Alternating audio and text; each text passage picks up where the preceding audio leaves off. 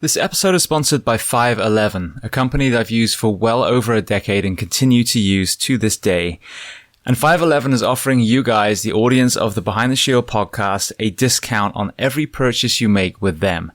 Before we get to that code, I want to highlight a couple of products that, again, I personally use today. One of the most impressive products they just released is their Rush Backpack 2.0. Now, for many of you, whether you're going to the fire station, the police station, whether you're traveling with your family, whether you're taking training courses, we have to fly, we have to drive, we have to take trains. And I have to say, I own multiple backpacks, many of 511's different ones, but as far as a day pack, this one was the most impressive.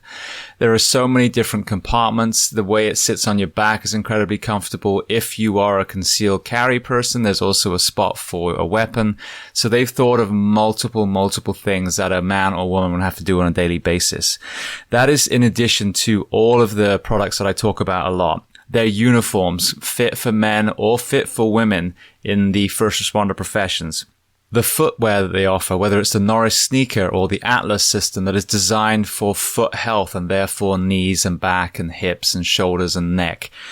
As a civilian, I live in a lot of their clothes as well. Their jeans stretch. You can actually squat down in them. We live in Florida here, so I wear a lot of their shorts, which again, very lightweight material. You can get it wet and it will dry almost immediately. And then moving to the fitness and tactical space, I used to have just a regular weight vest. Recently, I switched to a 511 vest and actually bought ballistic plates as well. My thinking was simply, if I'm going to have a vest, why not have one that protects me as well? And that TAC vest is trusted by law enforcement all around the country. So I mentioned they were going to offer you a discount code. So if you go to 511tactical.com and enter the code SHIELD15, SHIELD15, you will get 15% off, not just that one purchase, but every time you visit their store. And if you want to learn more about 511, their mission, their products, then listen to episode 338 of the Behind the Shield podcast with the CEO and founder, Francisco Morales. Welcome to episode 595 of Behind the Shield podcast. As always, my name's James Gearing, and this week it is my absolute honor to welcome on the show, Mike Dugan. Now, Mike has an incredible story from entering the fire service as a volunteer, then law enforcement, then joining FDNY, as well as being present at both World Trade Center attacks. So we discuss a host of topics from his journey through the first responder professions, mental health, innovation and equipment, strength and conditioning, and so much more. Now, before we get to this amazing conversation, as I say every week, please just take a moment, go to whichever app you listen to this on, subscribe to the show, leave feedback, and leave a rating. Every single 5-star rating elevates this podcast, making it easier for others to find. And this is a free library of almost 600 episodes now.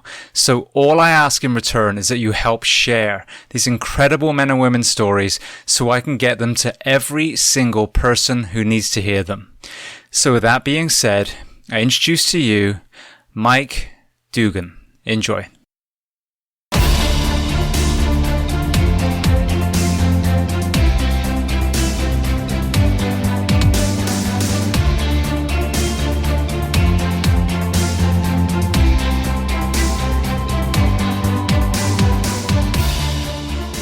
Well, Mike, I want to start by saying thank you so much for taking the time to come on the Behind the Shield podcast today. Not a problem at all. Not a problem at all. I'm looking forward to a great discussion.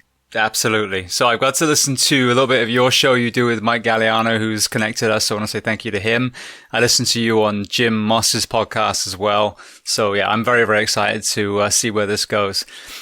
So where on planet Earth are we finding you today? If actually you could even tell me which part of the house. I am in the basement in East Northport, New York.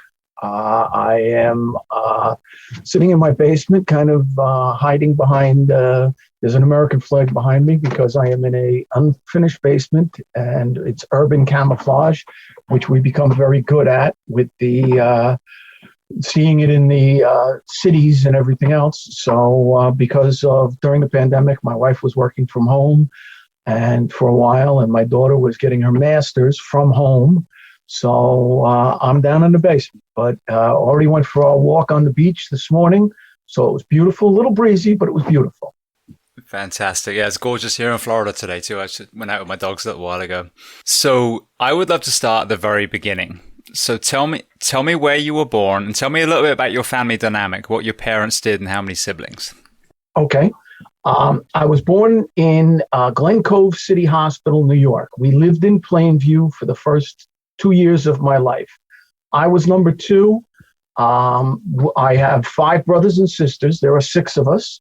My mom was pregnant 9 times in 11 years. My dad used to say they were Irish Catholic. It was Vatican roulette, bingo, and prayers. He used to joke if they washed their underwear together, she got pregnant. So I am still very close with all of my siblings, and they're all over the country, but we have some great family traditions that I love to pass on because it's so fun to me. My brothers and sisters, anyone in the family turns 60, the other 5 have to show up to you for a meal. And we all have to get together for your 60th birthday, wherever it is. And then when somebody turns 70, and nobody's turned 70 yet, my elder sister is turning 70 next year. We are going to, she can pick anywhere she wants to go in the continental United States, and the other ones have to show up to her to have her meet her for a meal. And I think it's just a great tradition. So I am one of 6. My mom and dad, my dad was a World War II bomber pilot, flew 65 missions in B-26s over hostile territory. So he came back home and he went to work for the American Tobacco Company, which is LSMFT. Lucky Strike means fine tobacco. And my old man worked for the American Tobacco Company. And as a kid, we were living the high life. We belonged to a country club. We did a lot of stuff.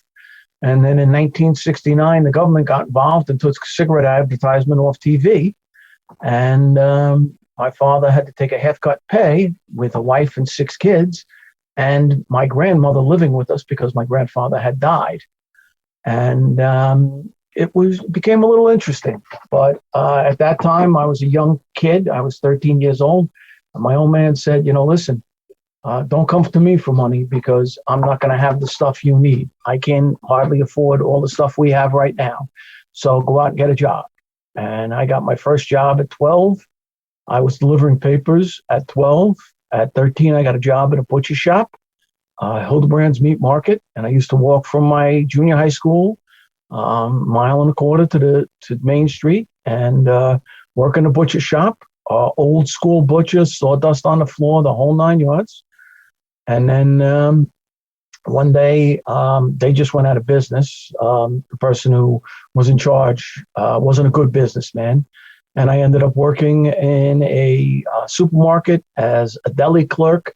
And then I just worked my entire life. I've worked my whole life. And I like working. I'm finally retiring the end of this month. I'm going to give up my teaching in the city. I've retired from the city of New York for 10 years. But I used to teach for fire safety directors, building owners, and everything else in some really neat places in New York City. But I don't want to schedule anymore. So I'm going to be retiring. And I like to say my wife is also retiring. She works for a local county out here on Long Island. And we're both going to retire on April Fool's Day. Well, congratulations, firstly. Thank you. So going all the way back to your dad, it's amazing how many people either had, parents, grandparents, depending on their age, that were World War II era. And sadly, that's a voice that we've lost. I had just had a gentleman a few weeks ago as a Marine on Iwo Jima who's actually wounded in that assault. But we don't get to hear it. And also another thing that seems to come up over and over again is we have this kind of impression that they all came home, there were ticker tape parades, everyone was great, then they rolled their sleeves up, went to work, and mentally they were all fine. As you start unraveling and peeling back the onion, you realize, well, that wasn't the case at all, that a lot of them kind of pushed it down and it did haunt them. So did your dad ever talk about the war and did you ever see any kind of ripple effects that you now would have identified in the fire service as well?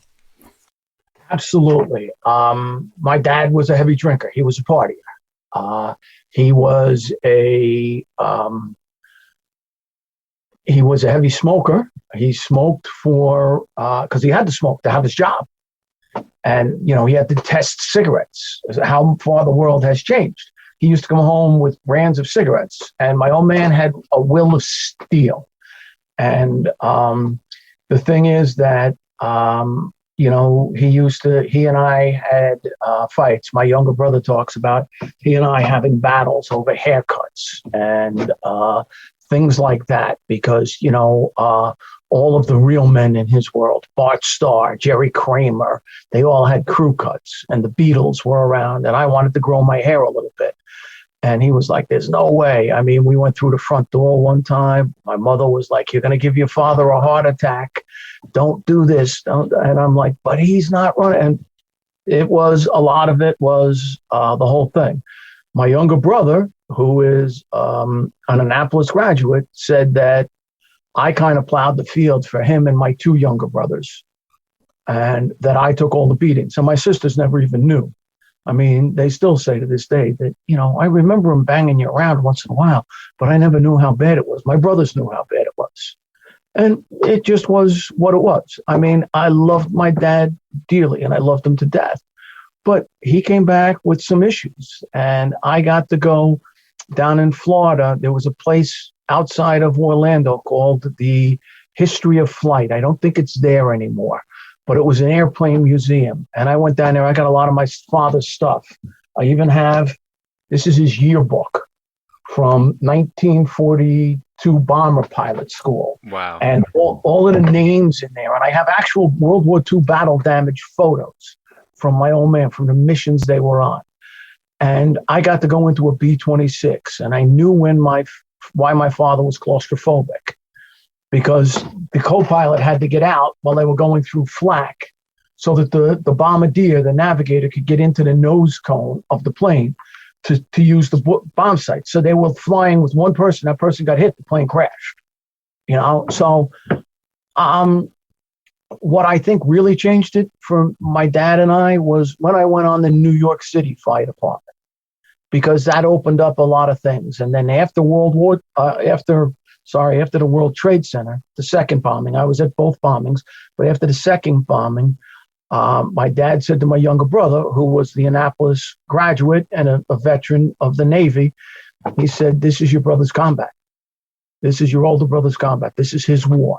And, being at ground zero and everything else, and I know we'll get into that a little later, but so that opened up a lot, and we talked a lot more in the later end of his life about the things that he went through. And, some of them are funny. Some of them are horrific. I know at one point they were flying back from a mission where they couldn't drop bombs on the targets, and they saw an enemy troop train in Italy, and they bombed it. And it turned out to have POWs on it. And they had no idea. And they probably killed Americans. And I mean, I can't imagine that not haunting anybody. See, and this is why these conversations are so important. Like, all of these stories, all these perceptions have been lost. And this is definitely a resounding common denominator that's come out of a lot of these interviews, is it was when someone was either in law enforcement, fire, or they themselves enlisted and were in the military, that generation felt they could talk. And I think that's a very powerful parallel for counseling. Like, we get so many horror stories of our men and women going to see someone who is the absolute wrong fit that makes it worse. So these, what they call culturally competent counselors or clinicians, these men and women that have either done the ride-alongs or they were former, first responders or military, that's so, so important for us to be able to open up to someone who actually understands what we've seen and done. Absolutely. And I tell all of the people that I talk to about my experience with ground zero, with being at it. Now, I was through a lot of stuff in the fire department. I had the first bombing in the World Trade Center. We made a great rescue. We rescued 10 people in an elevator, and we thought they were dead because they were in an elevator near the bottom of the shaft, and the doors in the garage in the first bombing in 93, February 26, 1993, the doors were blown off the elevator, so it became a chimney. The NIST study on that fire, they talk about the stack effect, which is the movement of smoke. and there was smoke detectors on the 110th floor went off in less than 5 minutes because it was a February, Friday morning. It was 37 degrees outside. Inside the building, depending on the floor, because the heat rises inside the building, the temperature was anywhere from 72 to 75 degrees. So the thermal effect, it brought all that smoke up because it was trying to equalize the pressure. So these people were in this elevator, and we thought they were dead. They were black as your behind the shield logo, the background of it, because of the soot and everything. And then I was involved in Schaumburg Plaza, where we lost 7 people in a fire. I had another car accident where we lost 9 people in the car accident. So there were a lot of things that went through this. And back then, there was no help available. I mean, back in my father's generation, and even in my early career, they said to you, go have a drink, get over it. And that's what they told you. The worst thing you can do for somebody. Okay, go just, forget about it. Go get yourself blottoed and forget about it. And it doesn't work that way. And my experience with counseling was, I guess we can get into this right now. Yeah, absolutely. My little girl, my daughter, was 6 years old after on 9/11. And she looked at me, really, she was 5 years old because she hadn't quite turned 6 yet. She was just about 6. And she looked at me and said, "Daddy, why are you always mad?" And again, I grew up tough Irish Catholic kid, used to like to fight, had no problem with it, used to have friends. We used to go out looking for trouble. And back then, a fight was a fight. You had a fight. It was, different groups of people. It was all good. And then you went home. Nobody ever pulled out a weapon. Nothing else happened. It was just fun. And I've been in a lot of fights. And that punch from that 5-year-old girl was the toughest punch I ever took in my life. It buckled my knees.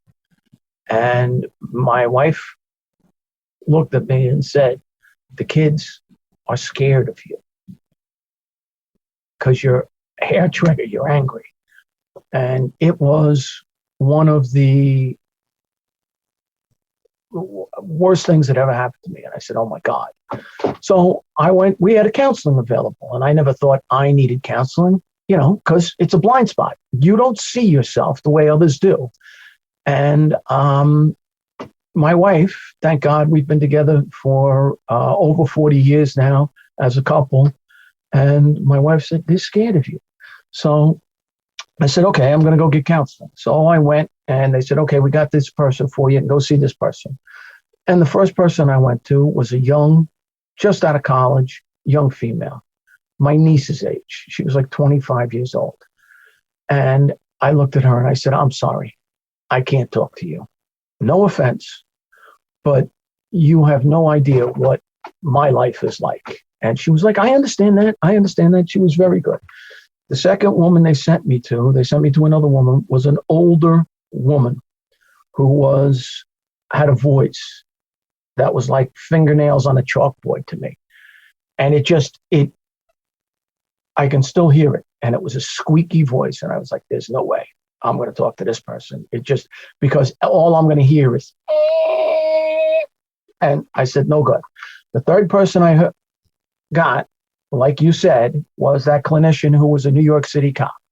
We had worked in the same neighborhoods in a couple of places. He had been stabbed twice, shot once.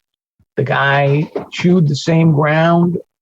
We knew the same things, and we clicked.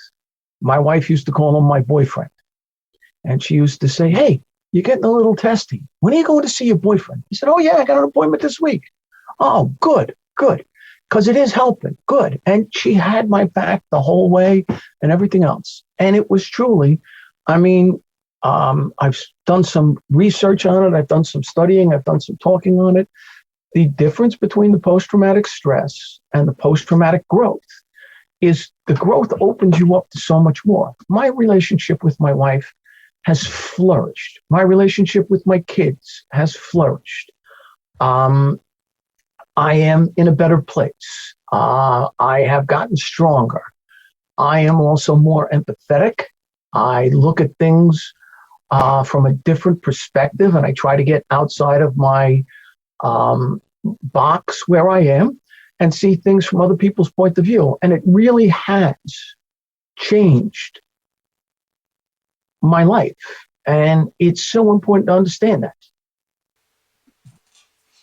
Well, I think that's the part of the conversation that you don't hear very much. Like, the awareness piece of PTSD or PTS or whatever acronym people want to use, I think is out there now, more so than ever. And it's fantastic. But I think we've kind of hit a wall where people are talking about it. People are doing 22 push-ups, and it's the next step. Like, how do we not only find the right people, but also the post-traumatic growth is such a big piece of the puzzle.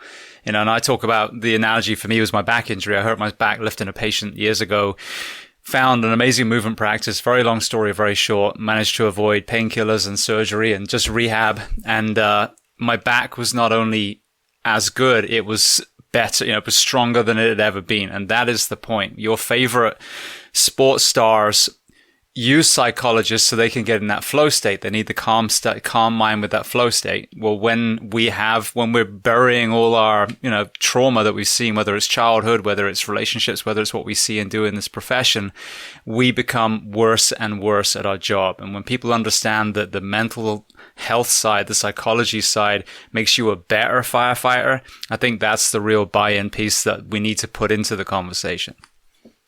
I agree wholeheartedly. It makes you a better person, and it also makes you a better firefighter. And I always used to tell my guys, listen, this is the way everybody gets treated. Everybody gets treated the way I want my mom treated. And then their reaction to how I treat them is how things go. And I remember one of my guys, young black gentleman, Brian, good kid. We go to a small fire. It was a closet fire. The woman had stuff in her closet, and she was an African-American woman, had stuff in her closet. It fell down onto the light bulb, set the closet on fire. She opened up the door, it fell down onto a carpet, and she was, very worried. So we get there, we put it out, we roll up the carpet, we take it outside, we clean out the closet, take it outside, put it on the lawn, and a woman's standing there crying. And I walk up to her and I say, "Man, it's okay. Everything's fine. Everything's fine." She goes, No. My son is an NYPD sergeant, and I think he's going to hear about this on the radio because he knows this is my address, and he's going to get himself hurt coming over here. And I said, "We can fix that." Look at a cop out on the front lawn, a young lady. I said, "Come here." And I said, "What's your son's name?" And she said, "Sergeant," and I won't tell her last name but she said, "Sergeant Smith." And I said, "Okay, get on the radio, tell Sergeant Smith there was a small fire at his mom's house. It is under control. It is out. She is outside. Everything is fine, but she's worried about him hearing about it and getting upset. Could you please put that out over the air?" And she said, "Absolutely, sir." And she did. And so we get there, we wait for the son to show up, and he comes up and he's up there. "Mom, are you okay?" Yes, the fireman treated me so good. Thank you. I just didn't want you to get in a car accident coming here and everything else. And so we got all done. And I said, "This carpet that you had, the runner in the hallway, it's beautiful. It's like an oriental rug. There's one little burn hole here. You can get that fixed." She goes, "I don't want that in my house anymore. It was on fire." I said, "Man, this is a beautiful piece. You want this in your house. You can get this fixed. Do not throw this out." And she looks at it. She goes, "It does have some history." She goes, "Maybe you're right." I said, "I'm right. I guarantee you it will not catch on fire. I give you my word." And we get all done, and I'm standing next to this tall, young, good-looking African-American firefighter, and this older black woman comes up and gives me a hug and gives a kiss on my cheek and says, "Thank you so much." And my young fireman looks at me and says, "Cap, you get the kiss. The young, good-looking stud black guy gets nothing." "Why?" I said, "It's because of the way you treat people, Brian." And he wasn't treating her in any way. I said, "I just went above and beyond with this woman. And I felt her need to be reassured.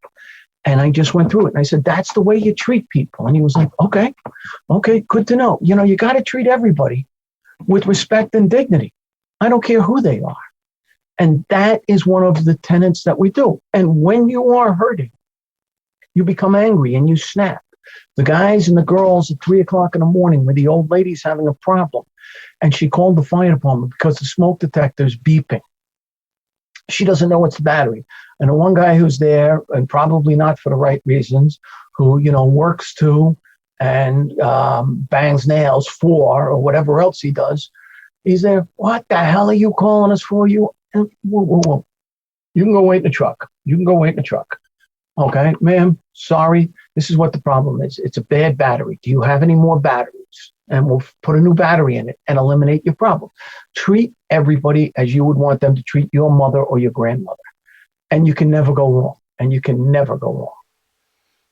I agree 100%. That term compassion fatigue, I think, is perfect. And there's environmental elements that contribute to it that I talk about all the time. I think, especially outside the Northeast, the 56-hour work week, these men and women getting just driven into the ground and then getting mandatory, that absolutely has a factor as well. But I wrote a book about 18 months ago, and one of the chapters was about some of the most memorable calls that I've had, or one of the most memorable calls.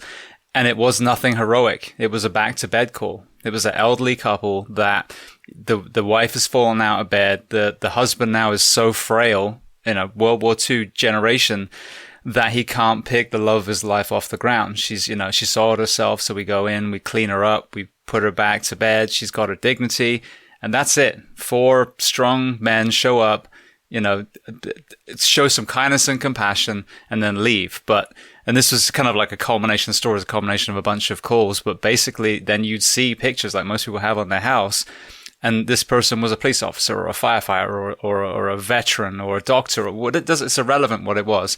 They were a strong, functioning member of society, and now they're there. So we owe it to our members of the community to remember the same kindness and compassion that led us into this profession when we're tired. I mean, this job beats you down, but once you lose that, you lose the very purpose that made you become a firefighter in the first place.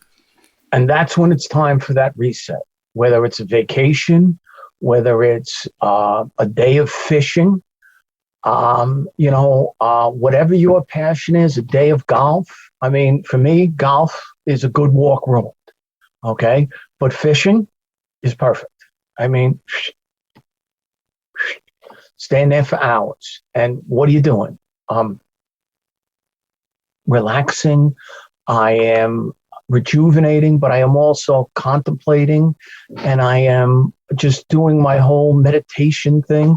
It's perfect. I love to tell the story. I have a wife and 2 daughters. And one day, I went out at night and I'm down by a local fishing spot and it's a little late. And a police officer comes up and he says, "Hey man, what are you doing?" I said, "I'm fishing." He says, "What are you fishing for?" I said, "Peace and quiet." And he said, No, I'm not kidding. I said, "Peace and quiet." And he looked at me and he said, "Are you trying to be an idiot?" I said, "No." I reeled it in and I said, "There's no hook on this. It's a sinker. I'm throwing it in the water." I said, "My wife and my daughters are home and they're arguing and they're bittering back and forth. And I just wanted to get some peace and quiet. And you're interrupting it." And he said, "Have a nice night." He went away.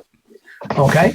But it's true. Whatever your thing is, whether you do woodworking, whether you do reading, whether you have to go outside in the backyard with a flashlight, sit down with a book that you love and go through all this stuff. And I also am a huge music guy. I love music. I love live music. I go to shows all the time. And there is a great song by a guy by the name of Dave Alvin, who's one of my favorites. And I've turned Mike Galliano onto him. But it's off an album called Ash Grove. And it's called "The Man in the Bed Isn't Me." Okay? And I'm telling you, the words to the song, the man in the bed isn't me. Not long ago, I was young and wild and free. The nurse over there doesn't know that I could have broken her heart a few years ago. Okay? And it's like, you know what? This guy, this girl, they were somebody. Okay? And old age isn't nice to any of us. But they were a productive member of our society, and they have to be treated like that. And if you are starting to burn out, Sometimes you have to take that time to get away. And the officers have to know that. And they have to be the person, because what's going to happen, and what happens occasionally, is that person snaps. That person who has the fatigue from the runs, from the 48 hours on, and they're 42 hours into it. It's 4 o'clock in the morning, and they're sitting there and they get a call and they snap at some older resident who happens to be the mayor's mother-in-law or the city councilman's uncle. And they go, yeah, those firemen were so nasty. They were screaming at me. Why did I call them? You can't do it. The officers have to recognize that. And the members have to recognize that if it's happening with the officer, and sit down and say, hey, this is not what we do. This is not our values in this fire department. This is not our values in this company. We go for people's service. And again, people have different ideas. The norms have changed as we go down, and that's okay. So I think it's something that we have to look at, and we have to be aware of each other. And because as an officer, there have to be people who can come up to you and say, listen, excuse me, Cap, Chief, Lieutenant, can I talk to you for a minute? Can I ask you about this? You tell us you want us to treat people right, but what you did on that last run, and you have to say, you know what? You're right. You have to be willing to take your collar brass off and put your ego aside and say, you know what? You're right. What I ask you to do, I should be doing. And we don't always. And that's human nature. But I always want the best for my crew, and sometimes I don't do the best for my crew. Yeah, well, it's so so important to hear that. And I think I can say my career started in 2004, so I'm very short compared to yours. But even in my timeline, when I look back, there were times where we jumped on someone who was seemingly having a bad day as a bunch of hyenas in the firehouse, and now I look back and go, they were probably hurting. They were probably burned out. And what we did was the polar opposite of what we should have done. We should have, gone around the back and say, hey, are you all right? And instead we're making fun of them. And, the big red button is there and we're all just pushing it over and over again. Absolutely. Absolutely. And we do that. And listen, I think, I've heard a lot of stuff about the fire service and about hazing and all that. And very honestly, I have no problem with having jokes in the firehouse, with having stuff going on in the firehouse. Because if you're not having fun, you're doing something wrong. Okay, we can have bad days, we can have bad weeks, we can have bad years. Okay, that's okay. But if you're sitting in the corner of the firehouse and you're miserable, there's something wrong. Now, that being said, and I can tell some I remember going into the firehouse one day and sitting down in the easy chair that I liked in the kitchen. And about 2 minutes later going, son of a gun. They wet the cushions. Okay. And now my whole bottom is soaking wet. Okay. They got me. Okay. They used to mess with my coffee. I love my coffee. And they used to put red hot flakes in the coffee and stuff like that. Okay. They got me. But, I would get them back. And not having fun in the firehouse means there's something going on. But if somebody is hurt, somebody is upset, there has to be a way that we can sit down and talk to them. And that's the thing that the fire department is losing, is the brother and sisterhood, because of these mobile devices that we all have. Instead of going into the kitchen, we used to talk about sitting down after the meal and talking, because the probies, the young guys, want to get up and do all the dishes and get everything done and get them. No. You have to sit here for 10 or 15 minutes and you have to talk. We have to talk to each other. Yeah. You have to talk. You have to talk about what's going on. How's your wife doing? She's pregnant, right? Everything going well? When is she due? Are you getting time off? Do you have everything scheduled for it? Okay, good. Do you know what you're having? Good. Okay. What's going on? Hey, how's your kid doing? I know your kid was broke their leg playing baseball or whatever else. Or your kid's a wrestling all-star. How's your kid doing in the States? What's going on? How are they ranked? What's happening? But we're losing that family. Okay. And I've said this a couple of times.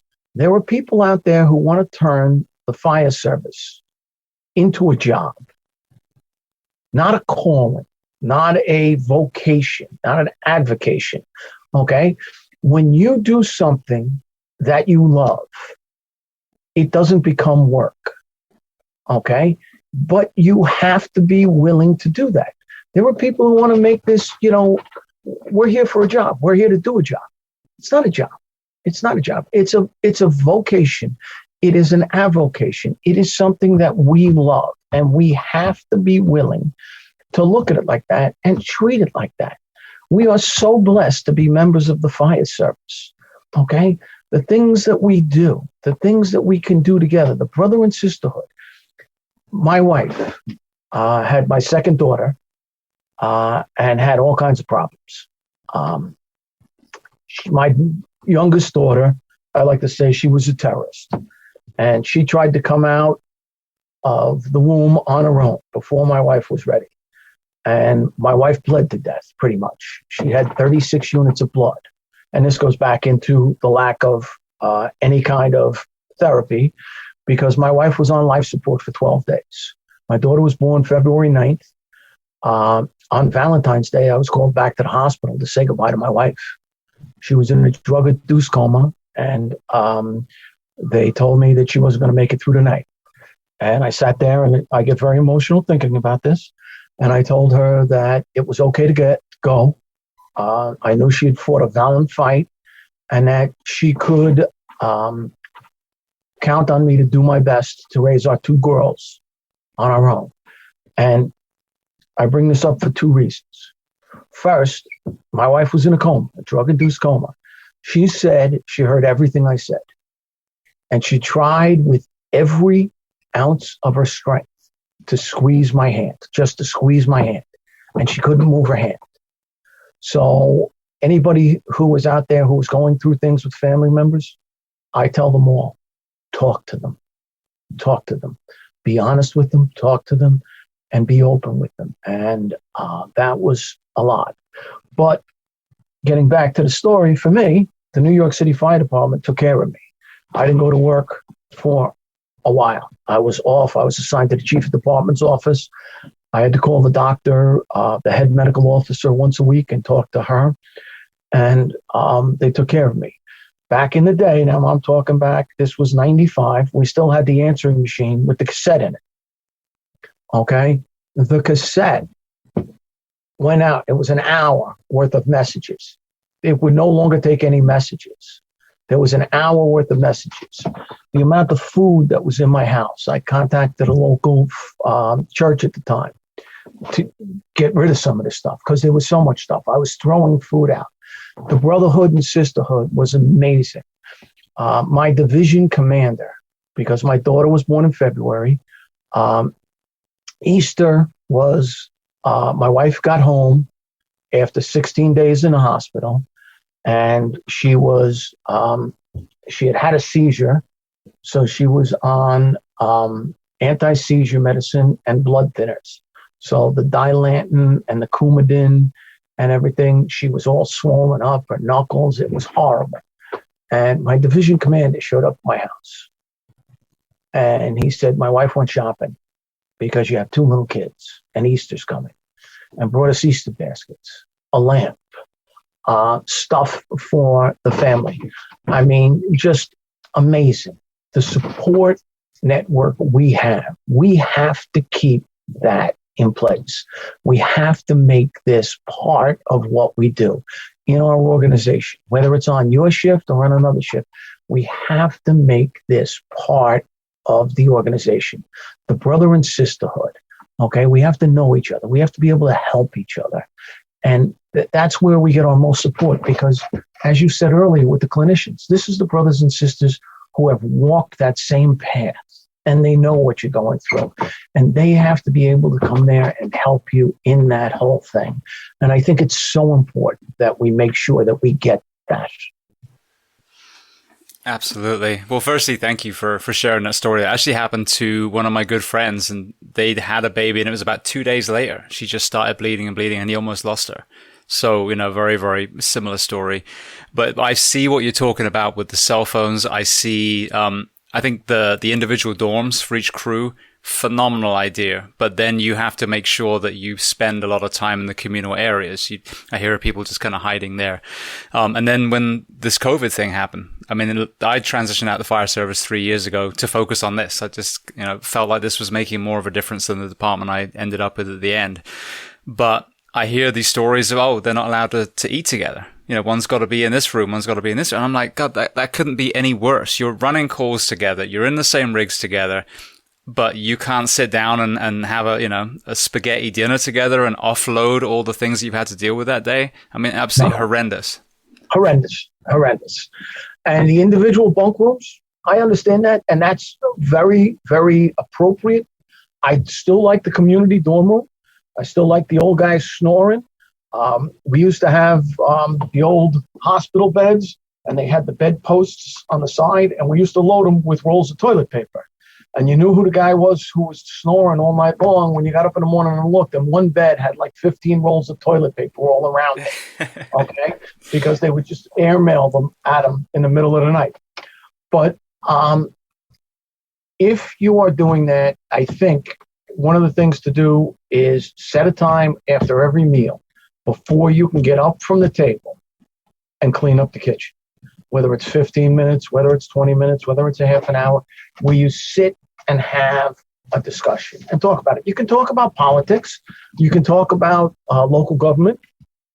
You can complain. You can bitch and moan. That's okay. Okay.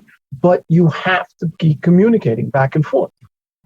And I think the other thing that is very important is that we all have to understand that you can bitch and moan. I like to joke the fire department is the only job in the world where we start off with a coffee break. Okay? We start our day with a coffee break. And then we sit and talk. And you can sit in the kitchen and you can talk about everything. You can be complaining about the mayor, the fire chief, the city council, your husband, your wife, your boyfriend, your girlfriend, your kids, your dog. But once it's time to go to work, all of that gets put away. It's not negative. It all gets put away, and we go do our job, and we go out and we work in the firehouse, and we clean up the firehouse. The other thing that's huge to me in the firehouse is the condition of the firehouse. Okay? I think that says volumes. Now, I have worked in firehouses that prided themselves on being dirty. Okay? I was assigned to a firehouse where the engine company next door was known as La Casa Caca. Okay. And the reason it was back in the day, it was a little 2-story firehouse. Okay. They used to have 12 men in there, and they had 2 bowls. That was it. So if somebody made a bad meal, there was a problem. Okay. And they used to joke about it all the time. They would start the rig up at 3:00 in the morning and hose down the kitchen, because that's the only communal space they had in the firehouse was the kitchen. And they would stretch a booster line and wash down the kitchen. And that's fine. But I don't want to live where I'm worried about bringing stuff home to my wife and kids, like roaches or rats or something like that. So I like a clean firehouse. Now, that's personal. You could like whatever you want. But I think the thing is, even if the firehouse is dirty, I look at the rigs. And if the rigs are spotless, if the rigs are, the tools are spotless, the tools are clean, then I say, okay, at least they're taking care of what they're supposed to take care of. I know places live on a reputation of dirt. I've been in firehouses where they polyurethane the kitchen table with the cockroaches still on the table. And if that's what you want to do, that's fine. But your rigs, your tools, your equipment better be spotless, better be set to go. And I think that's one of the big things. And that's also how we have a lot of fun as we go working. We used to be Saturdays, ladders. We take every ladder off the rig, wash every ladder. Okay. Some days would be the kitchen. We'd empty out the refrigerator. We'd clean the refrigerator. We'd go through all of the stuff. And again, we work together. We work and make things do. Every Monday was a rope drill, no matter what. We drilled on ropes, life-saving ropes, and how to do it. And it's getting that time together. We used to go up to the bunk room and have drills and work. What are we going to do if we have to do this? What are we going to have to do if we have to do this? And I think that's part of it. For the young men and women out there, especially who are in places where they don't want to drill, where their officers don't want to drill, go out and spend some time on your own drilling. Learn about your job. Patty Brown, rest in peace, was killed on 9/11, but Patty Brown used to say you can never train enough for a job that might kill you. Go out there and get some time. Read a magazine, read Fire Engineering, read Firefighter, read, look on YouTube, fire porn as we call it, whatever but train, read stuff, pay attention, and start learning stuff, and try to get the brothers and sisters involved. Okay? It's very difficult in some small places to do this, but drilling, practicing, getting good at your craft, honing your craft is so important, so important. And it also brings you together. Hey, what if we tried this? Could we do this? What about if we do that? Okay, and be willing to learn, be willing to experiment, be willing to try. I would say that absolutely the pinnacle of my career was actually very early on. It was for Anaheim Fire Department in California, who I know actually have a good relationship with you guys. And I see so much of the FDNY influence in the way we were trained, but they held the bar incredibly high. Usually of the probationary class, about 25% would be let go by the end of the year. So they set that bar and they were like, there it is. You either want it or you don't. And I saw that foster so much community in the firehouse. There was a kind of self-motivation when it came to the fitness side. We were always training. There was a ladder day weekly. I mean, and then the realism in the training that we did, when we were training, like properly training. And one of my, the main block of that time was on truck 1. And we got a tiller truck, so it was like a fireman's wet dream. And I had a salty old captain who actually looks a lot like you, Terry Wilson. And it was just a dream crew. My partner was from South Africa. I was from the UK. And then Terry was, I guess, Irish American. And then Joe, my engineer, was Mexican American. So they called us a United Nations crew. But it was that, this house rocks experience. And I talked to Mike about this. And sadly, I ended up chasing that when I moved back east. The rest of my career, never really found it. Worked with some great firefighters, but never found that cohesion. With your full career in volunteer and then FDNY, what were some of the kind of areas that you found can enhance the likelihood of creating that incredibly, empowering dream crew that only some of us have really experienced? Well, there are quite a few things that involve there. First off, quite a few people have said it. I've heard Alan Brunacini say it before he passed. Ego eats brains. If you think you're the smartest guy in the room, you're mistaken. I don't care what crew you're on. Somebody on that crew knows more than you do about something. Okay? I'm a big military history buff. I love to read about military history. I read a lot, but there are people who know more than I do on so many things. I had one guy on my crew who was a ropes guy. His father was in Rescue 1. I used to joke that when he was a baby, he did not get a pacifier. He got a monkey's fist. Okay. And he knew knots. And if I needed knots, I'd say, Newberry, come here. We're going to go over a drill. We're going to have a rope drill. I turned it over to the guy who knew the most. Okay. I had a guy who was a small engine mechanic. All of the tools, I turned over to him. Hey, Chris, what do we need here? What do we need? What's going on here? Oh, we need this. We need that. I need cash to buy. They keep on misthreading the oil thing. I need to buy a couple of them. There'll be a couple of bucks, Cap. No problem. Here you go. Here's money. Go get them. Go get what we need. Okay. Turn it over to the people who know it. Okay, that's the first thing. The officer can't believe they are the best, they are the smartest, they are the brightest, because they're not. Okay, they have one good Saturday, they got a test. Okay, and that's all it is. Okay, and the other thing is, your people are looking to how you do. Are you willing to learn?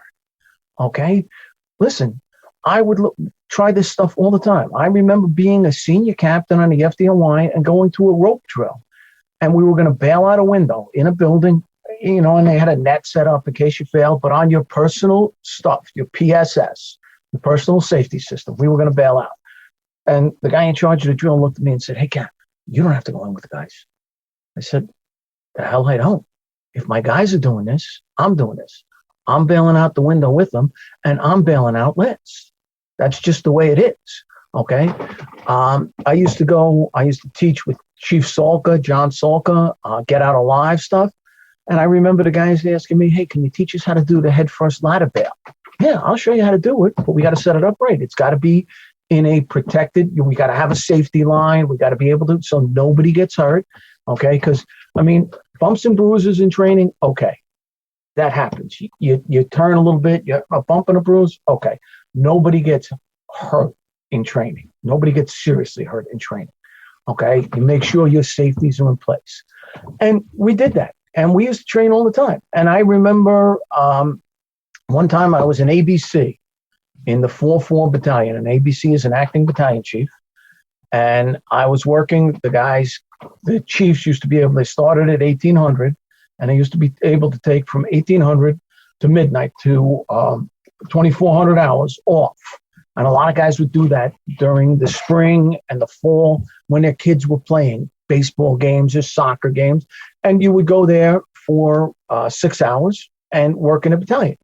And one night I'm working in the 4-4 battalion, and we have been, the guys have been talking, "Hey, we heard about that head first ladder slide and how to do that. Can we do this? Can we practice it?" I said, "Sure." And we had runs, we had a little job and everything. Then we sat down for the meal. It was 10:30 at night. And they're like, "Hey, we still want to do that. Can we do this?" Absolutely. And 10:30 at night, the guys are doing head first ladder bails off the side of the engine with a 16-foot ladder just to learn how to do it, because we didn't have a place they could really do it. And the chief who was working that night came in and he's looking and he goes, "Are you kidding me? It's 10:30 and you're drilling these kids?" And I go, "I'm not drilling them. They're drilling me and they're teaching me stuff." And I said, "They want to do it." And he was like, "Okay." I said, "I'm going to stay for another 15, 20 minutes. You can, take your car if you want to, or you can take your time, but I got to finish this drill with these kids because they're into the job." And drill anytime. I've been places where they had union rules that work hours were from like 8 o'clock in the morning till 1,800 hours. And after that, it was limited duty, only for calls. And I said to one of the union people at one place I was at, I said, "Listen, I am so pro-union, it'd make your head spin. But if I have a run at 3:30 in the morning and something happens and my guys and girls almost get hurt, I can't go back to the firehouse and have a talk with them about that?" "Oh, no. Nope. Not until the next shift." I said, "You know what? My personal folder would be about that thick, would be about 4 inches thick from all the write-ups I had from the union, because that ain't happened." Look at what happened to these poor troopers in Pennsylvania the other night. The 2 troopers were on the highway for a civilian walking on the highway. It turned out to be, I think it was a homeless person, and somebody who was DUI hit and killed the 2 troopers and the civilian. And one of the troopers was a fire chief at a local volunteer fire department outside of Philadelphia, and just horrendous.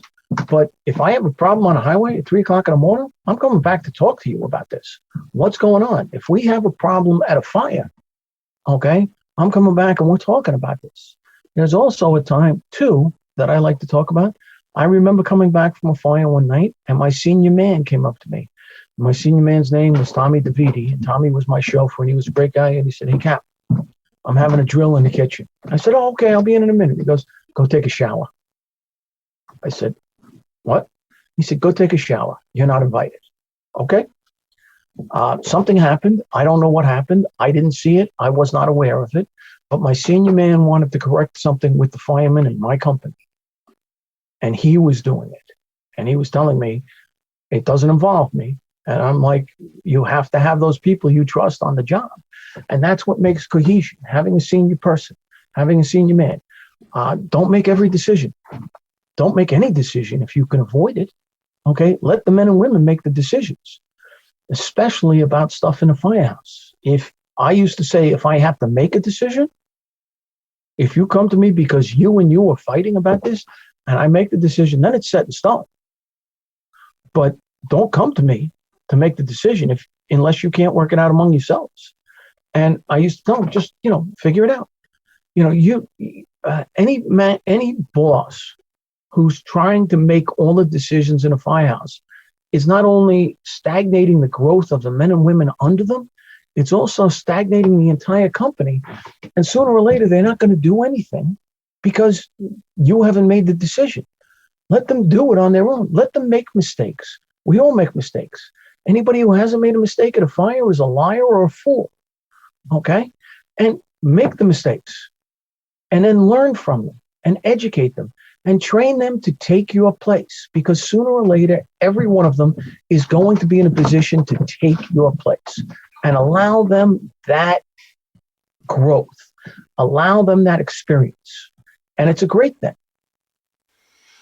Well, you talked about senior men. I had Al Benjamin from Rescue One on the show. And there's no better example of a senior man. And that's something that I witnessed. I ended up staying as a fireman the whole time. I was in 4 departments. So I'm basically like a firefighter gypsy, ultimately. But I stayed at the fire rank, which I loved. When I first entered, I had this like 10, 10, 5, 10 as a firefighter, 10 as a captain, because it's Anaheim ranking, 5 as a BC. Nah, I always just wanted to be going in the door or cutting a hole in the roof. But what I did witness is, especially, and it's totally understandable, you've got this environment where, a lot of these departments aren't very well paid. And so the rise to, go through the ranks, whether it's, an ego thing or more importantly, probably a financial thing, you lose, I think there's a loss of that senior man philosophy. And I think that's where I see some of the problems is now someone's got, brass on their collar. Oh, well, I'm in charge now. Well, yeah, but do you know as much as, someone who's stayed in that position? And you fly through these ranks. You've never really truly learned, what it is to be a good firefighter or a good engineer. So, I think the senior man element is so important in the firehouse. Absolutely. Absolutely. And the senior firefighters who have seen more in that company than you. When I was a captain, one promotion to lieutenant, I lost Tommy McGoldrick and John Taylor. John Taylor's nickname in Ladder 123 was the Sarge. There is no sergeant on the FDNY, but he was the Sarge. And Tommy McGoldrick was our union guy. And the two of them got promoted, and I lost 52 years of experience in one promotion. 2 guys, 50, okay? And it was unbelievable. But I will also talk about my senior men. John Taylor was the best chauffeur I had ever seen. The mechanics would come into the firehouse and look around and say, is the Sarge here? And they all knew him. And we go, no, he's working tomorrow. All right, I'll come back tomorrow. Okay. And he would go back and talk to the Sarge. And again, we have to look at all of these things because we had a program in the FDNY that John Taylor and Tommy McGoldrick was exempt from because he was our union rep. But John Taylor was taken out of my firehouse for 6 months to another company in Manhattan before getting promoted so we could move around the city. And I wrote a letter that was pretty, it was a good letter, but it was pretty angry. Okay, because I thought the fire department screwed up. And I wrote it, and it went through to the borough command, and Chief Kilduff, Ed Kilduff, who became chief of department, said, Mike, I got your letter. It's a great letter, but it's not going any farther. You are going to punch yourself in the face with this letter. I said, okay. And again, because I was involved in a lot of stuff in the FDNY, I was down in headquarters a couple of weeks later, and the chief of operations at the time was Sal Casano, and who was great man. And I got called into his office after I was at the Board of Merit. After going to the Board of Merit, I was called into his office, and he says, "Hey, Mike, you got a minute? Come on into my office." And I'm like, "Uh-oh." And I go in, and he goes, "Hey, what's up? I heard there was a letter." And I said, "Yeah." He said, "I haven't officially seen it. It wasn't forwarded, but I saw a copy of it." He goes, "It was a good letter." He goes, "But ain't changing." And he said, "You know how much it came from above me?" And he's the chief of operations, number 2 guy. He goes, "My nephew's in it." And I said, "Chief, I understand that. I understand it's a good program." But I said, "You screwed up." And he was like, "Excuse me?" I said, "You took John Taylor, the man with the most knowledge of rear mount aerials, probably in the New York City Fire Department, and put him in Manhattan in a 95-foot tower ladder." I said, when he learned to drive tower ladders, they had to be shifted. Okay, you had to drop a latch over the PTO to keep it from popping out of PTO. There was a nut in there that stuck out, and you had to drop this like clip down, like it was unbelievable. And I said, and you put him in a 95-foot tower ladder. I said, if you want the experience, use the experience. And the leader, Chief Casano, said, "You're right." And he said, "I'll fix it. I'll swap him." I said, "You can't do that now. He's already there, and he's made." He said, "We'll look at it in the future." And that, to me, is a leader. Listen, you can make mistakes not thinking about it. We want to get this guy to a different area and everything else. But if you're moving people for experience, you're senior man. If you're using their experience, if you're not using your people's experience, their things, a tree guy who knows saws, a contractor who knows building, how buildings are built, you can work with them. There are so many people in the fire service who know so much. Use their expertise, use their knowledge, and your company becomes better. As I like to say, if you know something in the fire service and you keep it to yourself, nobody benefits. But if you share it, the entire fire service benefits. Because, you tell one fireman, they're going to tell 15 others.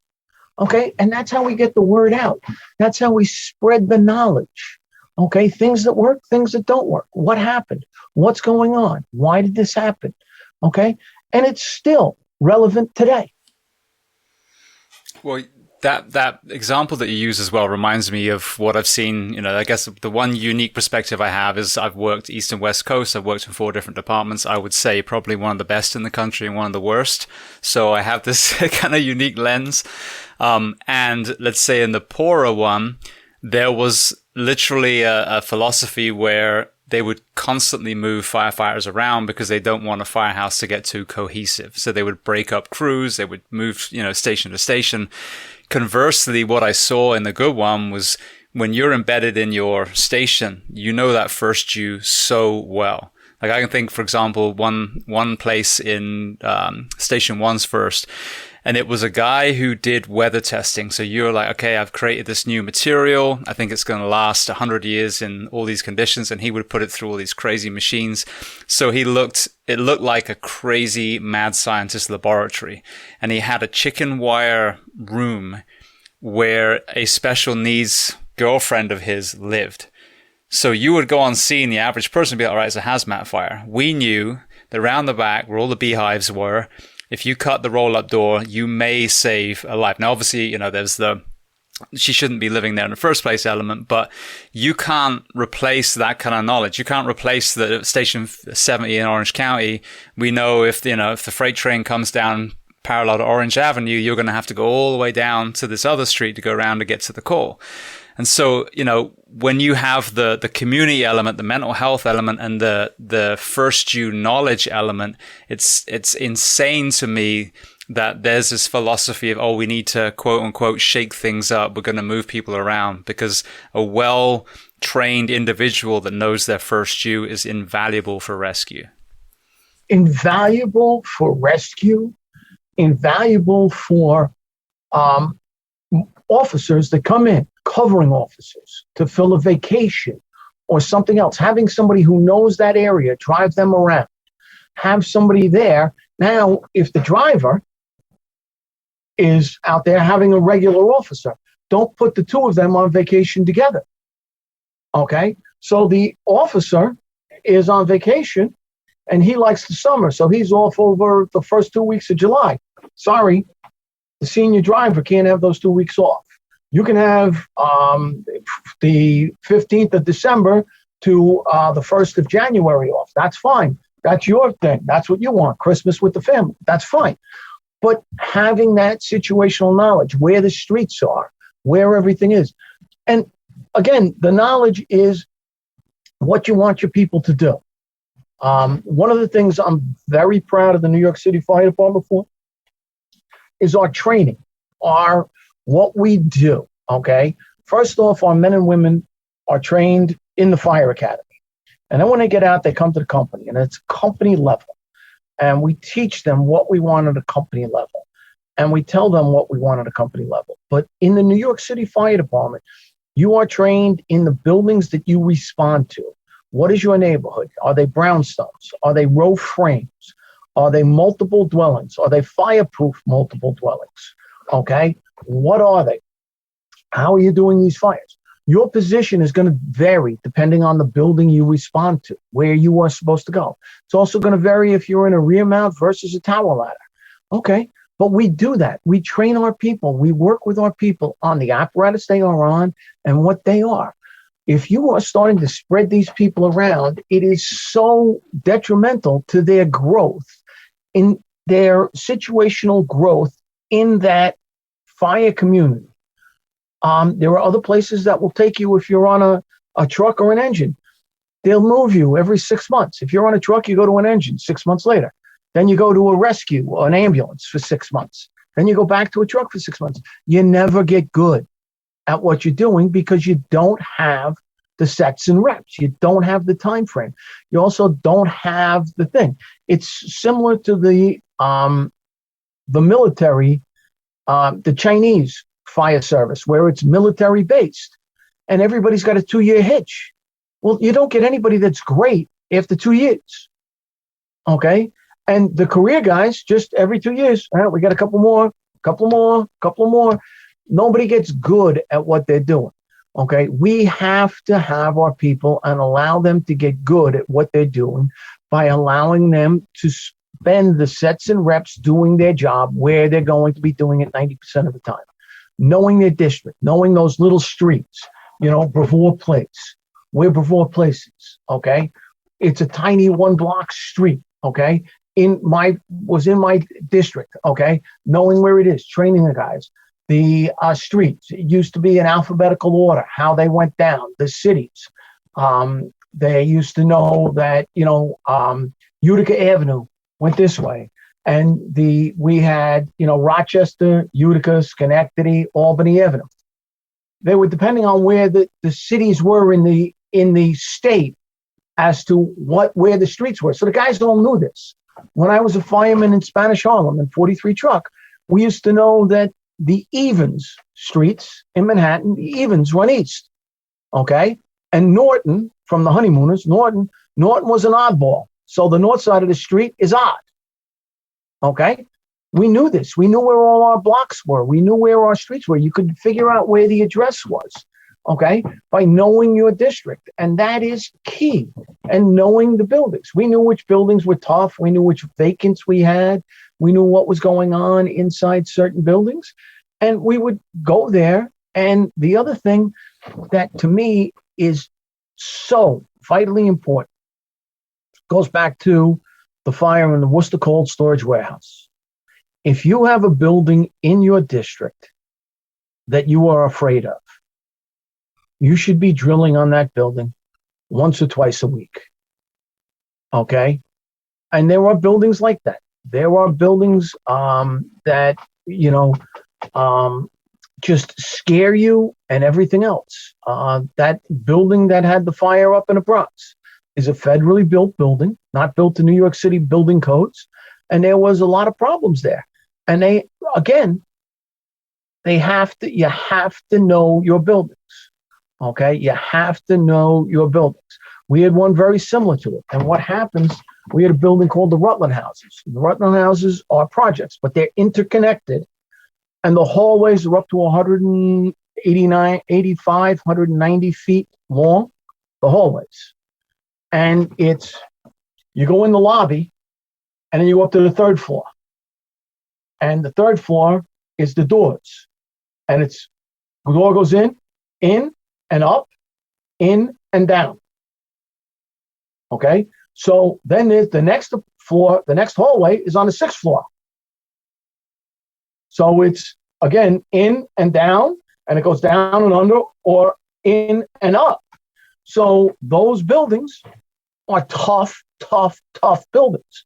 You have to drill on this building all the time. We used to go there at least once a week, and we would have a drill on it. Where are we going? How are we getting in there? What's the address? Where are we going? What's going on?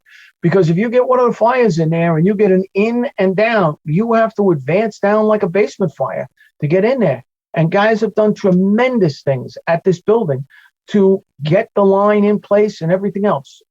Again, some iconic fires in this building. So this is a problem building. You got to train on it. And you got to drill on it. And that's what has that first due situational awareness, that district awareness, okay, apparatus awareness. What's coming with you? What are your neighborhoods? How am I going to get there? What's the best way? Where are the other rigs coming from? Am I going to leave room in front of me or behind me for the other rigs? Knowing all of that is so vital to making it work well for the fire department. Absolutely. I couldn't agree more. I mean, obviously, again, I'm looking at a slightly shorter lens than you, but I mean, that is it. And I've seen some of these buildings, like I said, the one I talked about. If you didn't know what was in that building, it would be terrifying when it finally, went off. And even I'll give a perfect example. I just went a simple townhouse fire. And probably one of the times that I've been most freaked out in a fire. And it was a 2-story, just a simple 2-story. But when you make entry, the entryway was 2 stories high. It made no sense from the outside looking in. It should have been a 2-story, full plan upstairs.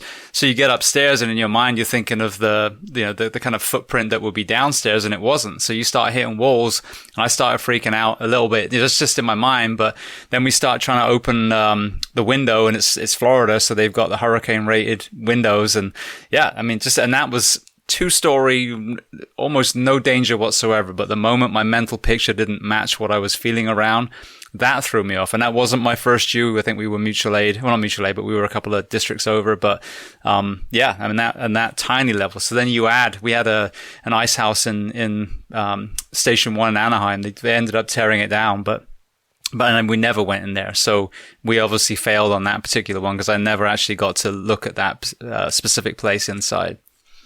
And that ice house with the cork walls and everything else, that's what was the fire in the Worcester Cold Storage Warehouse. And they're around the country. And the other thing is, you mentioned hurricane windows. And I was up in Green Bay, Wisconsin, doing some training after Lieutenant Arnie Wolf died in Green Bay, Wisconsin. Green Bay's next hurricane will be there first. But because this was in an area called Players Row, where the people, very, very wealthy, where the players lived and everything else, high-end homes with hurricane windows. Okay, hurricane windows shouldn't be called hurricane windows. They should be called impact-resistant windows because they are throughout the country, and the people who are putting them in are the insurance companies because they want their properties protected. And I live on Long Island, and we've had a couple of good hurricanes on Long Island, okay? But my insurance company offered me a 10% reduction if I put hurricane windows in my house and my homeowners. So again, it's part of this. You have to, if you don't know what a hurricane window is, you could be in Oshkosh and end up finding hurricane windows. When you go out on drill, go out and practice, go out and look up a hurricane window. How are you going to get through it? Okay, because they are very, very, very difficult to get through. And you might not be able to get out of there if it's a solid one-piece window. You have to have a plan. You have to know where it is. If I know there are hurricane windows in a structure, I'm not advancing past the first hose line. until they got the fire under control, because I don't want to get caught where I can't get out. So I think it's something that's vitally important to us. And that goes back to training, knowledge, going out of your district, getting out on the fire truck and looking at what's being built. Ask the contractor, what kind of windows you're putting in here? Are they single pane, double pane, thermal? Are they energy efficient? Are they hurricane windows? Are they impact resistant? Okay. I mean, Pelham now makes a window with 3 panes of glass in it, with a argon pumped in between the second and third thing for an R value in the window. And I mean, you could throw a brick at it and the window would laugh at you. So you got to know what's going on in your area. And that all comes from local knowledge going out. And the other thing is, you go out, bring a cell phone or a digital camera and take some pictures and start some kind of record in the firehouse where you can use it for training. Bring it up. Hey, this is 123 Main Street. Remember this building? This used to be a theater and now it's a grocery store, but there's all kinds of stuff above the ceiling. You put a drop ceiling in there. Do you want to know about this? Absolutely. Okay. You want to know about all your buildings that are problems. And that's easy to do. And it's a great drill. Beautiful. Well, I want to get to some of the events in your specific career. Before we get to the FDNY, I'd just love to touch firstly on how you found yourself in the volunteer fire service and then law enforcement before fire. In the volunteer fire service, I was a young kid, Irish Catholic, growing up. St. Patrick's, 7:45 Mass every Sunday. My father and I would get up and we would get ready for breakfast. But back then you couldn't eat before you had communion. So we would cook the bacon and then put it on the plate and come home, save the bacon grease because we cooked the eggs in the bacon grease. Okay. And we would get ready and then we would go to church. And the second pew on the right side of St. Patrick's, second pew and third pew was for my family, my aunts and uncles, my grandfather. And the first pew was for Burwood Home for the Blind. And every morning we would go in there and you would go up to communion. And back then you had to kneel at the altar for communion and you would escort a blind person up to get communion, kneel next to them, stand back up, escort them. It was community service. And my family we would get together for breakfast, go to one place. So one Sunday morning, I'm about 11 and the phone rings. We had 2 phones in the house at the time. 3 phones. One in the den, one on the kitchen wall, and one in my parents' bedroom. That was it. Okay. And the phone rang at 6:45 in the morning. And I heard my father say, okay, all right. To call the fire department. Okay. All right. Good. All right. I'm on my way. And he looked at me and he said, your grandmother's house is on fire. I got to go. And I said, I'm coming with you. And he said, no, you're not. And I said, no, I'm coming with you. And he said, no, you're not. And I said, well, they live at the end of a road on Long Island at the time, and there are 3 driveways. How are they going to know which one to go in? First time I ever heard my father say a bad word, he said, shit, you're right, get in the car. I got in a Buick station wagon that had a metal dashboard, no seatbelts, and we were on 4 wheels for about 30% of the trip. Okay. We got there, he threw me out at the end of the driveway, drove in, up on the grass. I never saw my father like this. And my grandmother and my maiden aunt, my Aunt Helen, were on the second floor. And the volunteer firefighters showed up and they did what I call VEIS. They went in the second floor window, got my grandmother and my aunt out, down, and the house pretty much burnt to the ground. I mean, it was a long burning fire. The living room, the carpet held up, but the basement fire, there was no floor under it. If any fireman had stepped on the carpet, they would have gone through. The piano was moving in my grandmother's house towards the floor. So I saw them get in there and make a rescue. And I've said, that's pretty cool. So the day I turned 18, I joined the volunteers. And then somebody told me, this is great. I'm a volunteer. My first couple of years in the volunteers, we went to more fires. I don't know why. I remember being at one place called Corner Wines and Liquors. It's on New York Avenue and Main Street in Huntington. And I'm up on the roof. I'm a probie. I'm up on the roof. And my mother and father are driving home from being out to dinner. My mother goes, thank God they wouldn't let Michael somewhere like that. I'm standing up on the roof and she doesn't even know it. So I was like, this is great. Then I was working, I was doing all kinds of different jobs, and I got a job being a rigger and a millwright. So moving heavy equipment and lifting stuff, rigging it into buildings, safe through third story windows, artwork, all kinds of great stuff. I was having a great time. I loved it. And I was getting paid very, very well. And then the economic downturn, 79 to 80 in New York City, where New York City was, they told New York City, Fed said, that's it. They said, no, we're not bailing you out. So there was no workaround. There was nothing. And I was dying. So I said, I'm going to look for a job that has benefits, that has something. So I took the PD test and I took the FD test. And I got on the FD first. I got on the PD first. And I went on PD. And I ended up going across to the fire department on 10/7/1985.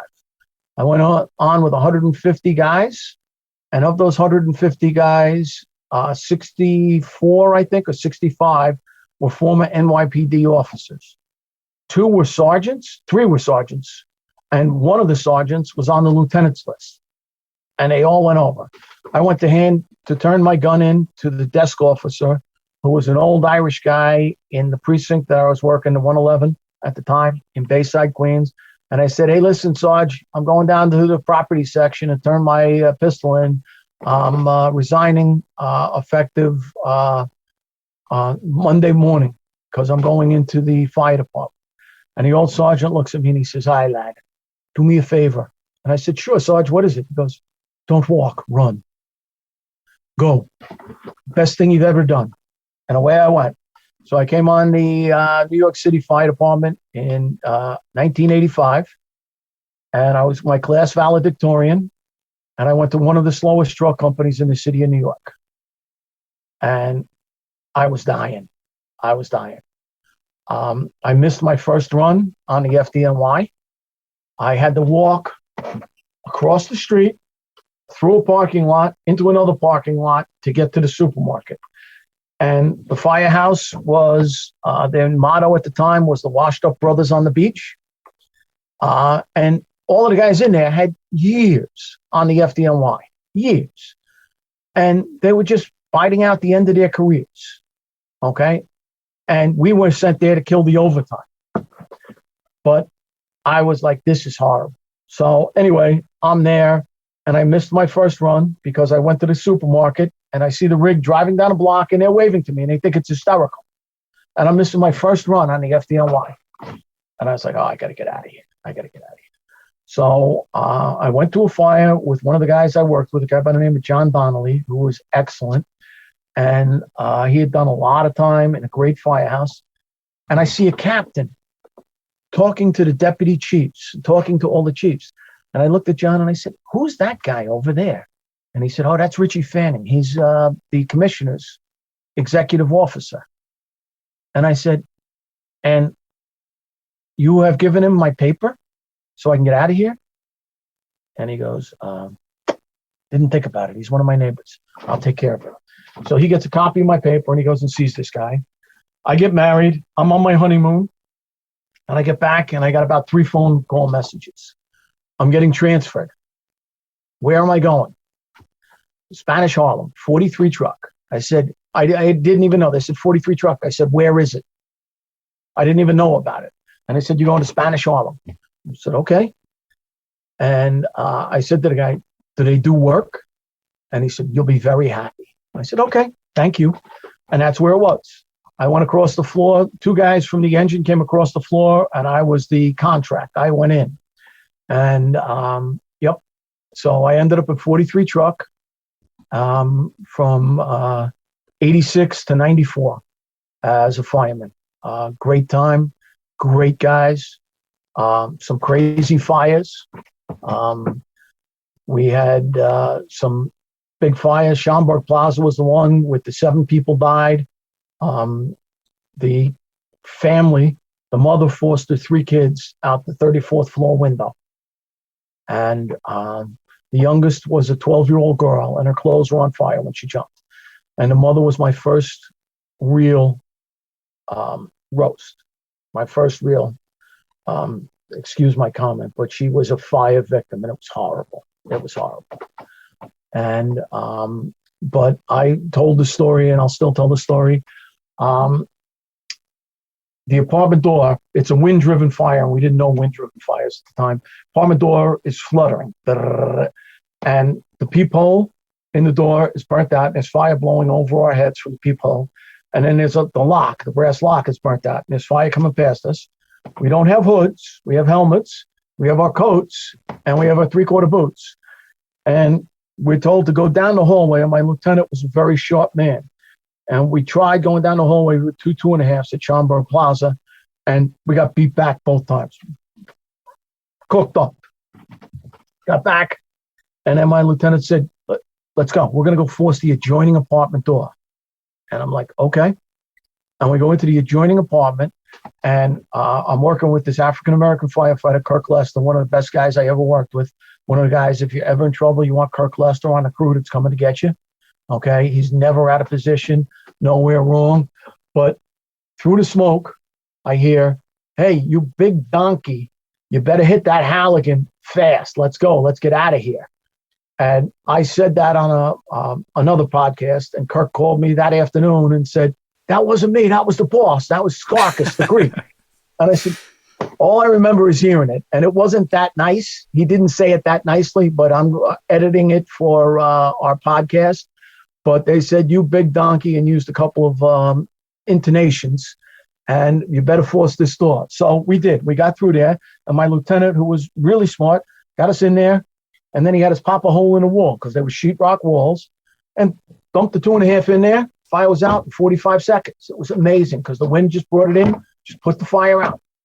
And then we had to go in there, and that's, I had to put this woman in a body bag. It was horrible. So that was one. And there were quite a few fires. There were a lot of fun fires. I also was very lucky. I made a rescue in 43 truck where I came back. It was December 23rd. I had been to another firehouse detailed that day. And I come back, and I'm coming into the firehouse, and I got my gear. And the guys are looking at me, and they're like, what are you doing? I said, I'm coming back. I was down driving so-and-so today. And they're like, did you work last night? No, I just worked today. I was detailed. Can you work tonight? And I'm like, what's going on? Well, we're missing a guy. And there's a tour available of overtime. 2 days before Christmas, a 15-hour overtime. I'm like, yeah, I can work. And 43 truck used to do it that the junior person working, the junior man, the junior woman working would write the riding list. They would go up because, again, we had 5 firemen working and a boss. But they would go up and they would know who was working. And they would also know who the senior person was, who was the driver, who got what, whatever else. They would write the riding list and present it to the boss. Hey, boss, here's what's going on, especially if we had a covering boss who wasn't from the firehouse, wasn't assigned. I go, how you doing, boss? I'm your junior man. I'm Mike Dugan. I got the can. Jimmy Sears has the irons. Bobby Cerisi has the roof. Kirk Lester is driving. And Johnny Colon has the OV, whatever it was. But the senior man always got their pick, and it always went by seniority down the list. And the junior man got whatever was left. So I come in this night, and they go, okay, you can work? Yeah, let me call home, just make sure she knows I'm not coming home. And I called home, and I let the wife know, back in the day of cell phone, of public phones, pay phone in the stairway in the firehouse. Tell my wife I'm not coming home. I got overtime. She goes, oh, nice. Before Christmas, it'll come in handy to pay the bills. Yep. So I go and I was like, yeah, I can work. And I go, okay, you got the roof. Now, I was the senior man working that night, except for the chauffeur, the driver. And I said, oh, okay, well, I'm on overtime, so it kind of softens the blow. I didn't get my choice. And they thought I was coming from somewhere else. So we had a run. And before that, they said, by the way, you're the cook tonight. You got to cook because nobody else could cook. I'm like, all right, let's go get on the rig and we'll go. We get on the rig. We're just about ready to get out to go to the supermarket. We get a run. And it's around the corner from the firehouse in a place we called Little Mexico, 103rd Street, Lexington Park. And I got the roof. I go up to the roof, and there's a guy out the window above the fire. And I get on the radio. I say, there's a guy standing outside the roof, outside the window, holding on to the window frame, standing outside. And I said, I'm going to set up a roof rope. And they go, okay. The thing was that he was off on an angle. So they had to set up a weird one where it was an angle. And one of the guys from 26 Truck who came up, John McGann, lowered me, and Big Billy Donahue sat down on the ground with his belt on and ran the rope through there. So we went down. I went down. The guy jumped at me. I caught him. Anyway, I won a medal. I won the Gordon Bennett, which is the highest award in the FDNY for that roof rope rescue. And it was 2 days before Christmas. It was pretty wild. But the bad part is that the father, whose apartment it was, his 2 kids died. Okay. And I was in the back of the ambulance, and I'm sitting there and I'm shaking. My wife is pregnant with my first kid at the time. Okay. And I'm shaking. It's 1991. And my hands are going like this. And I see this father and his wife come out, and the dad is burnt. I mean, his cheeks are burnt. His eyebrows are missing. His hands are burnt. He made a push for his kids that would make any fireman proud. And I look at the medic sitting in the ambulance, and I said, I'm getting out. Get him in here. He goes, no. Firemen take precedent. I go, no way. Get him in here. Get him in here. And I go and I sit on the curb, and I'm still shaking, adrenaline, that post-adrenaline thing. And they take off with the father, who ended up being admitted to the burn center. I mean, it was horrible. And the next bus takes me to the hospital, and the medic looks at me and he says, I'm going to put a needle in the back of your hand for blood gases. I don't know if anybody else has had this done, but the needle's about, 15 feet long. And the guy's like, relax. And I look at him and I'm like, I am relaxed. And I didn't say it that time myself. I said, I am relaxed. He goes, we'll do this later. So I go to the hospital, and I'll never forget, the medic came back and found me and said, I just want you to know that was the most humane thing I have ever seen done. Thank you. And that meant more to me than anything. So I get promoted, and I go to a place called, I go into the Maxi Water Unit, engine 207, because I'm being punished, because I got in trouble when I made my rescue. When I showed up, my mustache was too long. It made U-turns on my face, and I was embarrassment to the fire department. So I got sent, because I got told to shave once before at the first bombing of the World Trade Center, because my mustache used to come in bright red. And I did. Nobody else was ordered to shave. So I said, I'm going to grow it back the way I like it. So I ended up in a place that was, they ran around a lot because they went to every multiple alarm in the city of New York. But they didn't get that much fire duty. So I was there for a while. But I ended up then getting moved right down the block to a tower ladder, 119.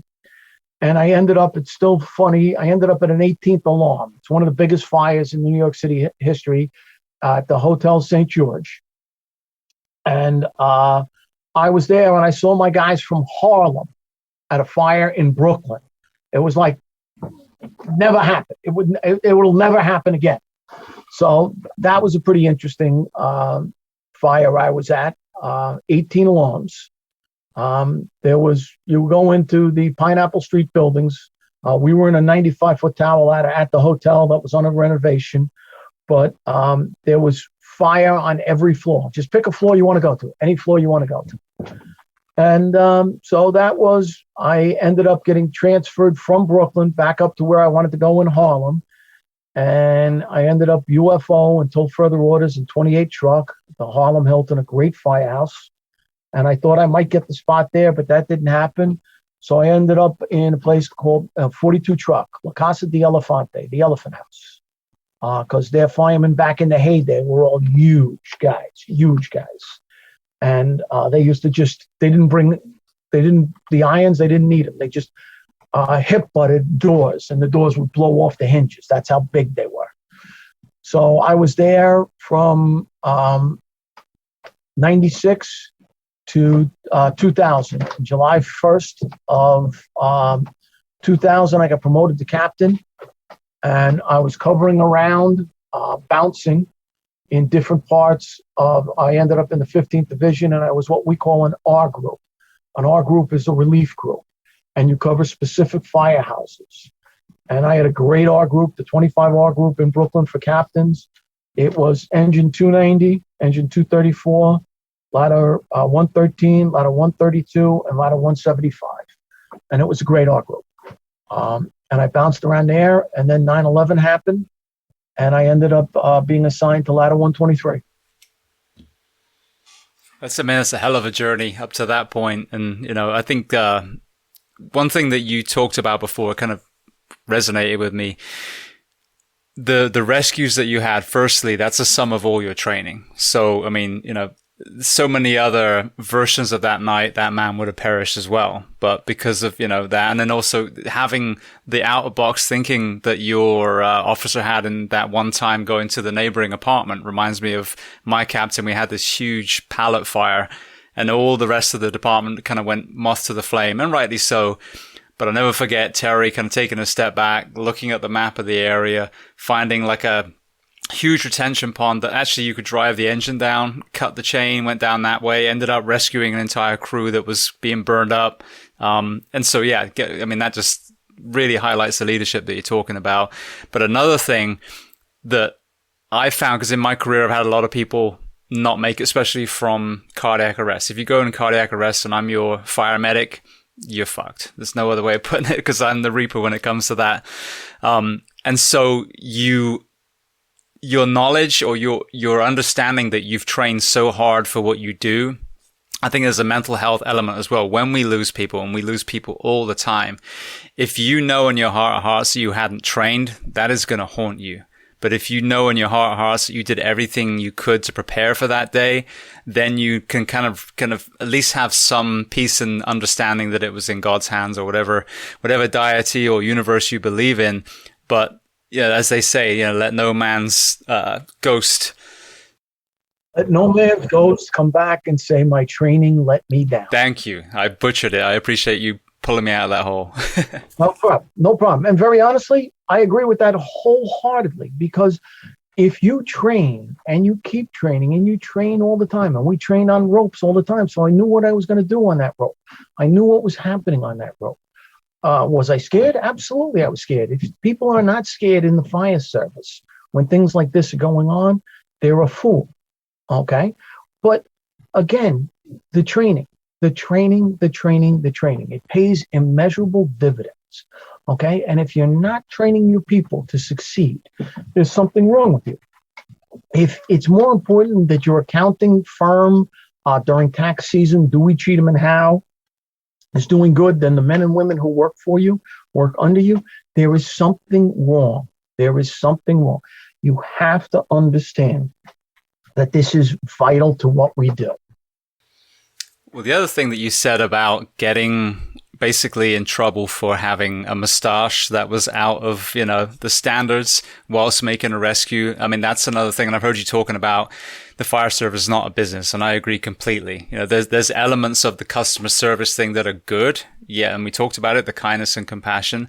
But there's a certain line where, okay, now you're painting someone's house and doing, okay, no, we're here to respond to emergencies.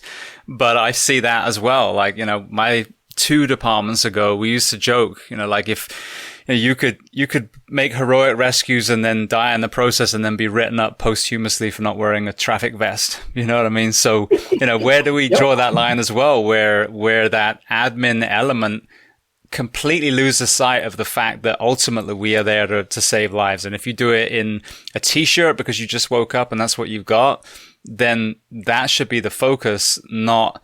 And Danny Dwyer is a perfect example from Georgia. He goes in, he makes a grab, and then comes out and then gets, disciplined. Yeah, you're missing the sight completely of what it was there. He had an opportunity. He went for it. It was life first, Recio, rescue first. And very honestly, again, that's a chief who hasn't walked the walk. He hasn't been there when someone's life has been in. He has not been that person who has made a push to make a grab to get someone whose life is important. And the training pays dividends. I mean, I've been involved in a couple of rescues. That was the roof rope was only one. Another one was with a baby in a crib when I went in a window up in Harlem. And I looked at the crib. I picked up this thing and I said, oh, that's $1. I put it down. And the face pieces back in the day were not very good. Picked it up again. I said, holy Christmas. This is a kid. I grabbed this kid and I went out. I got this kid. We saved 3 brothers at that fire.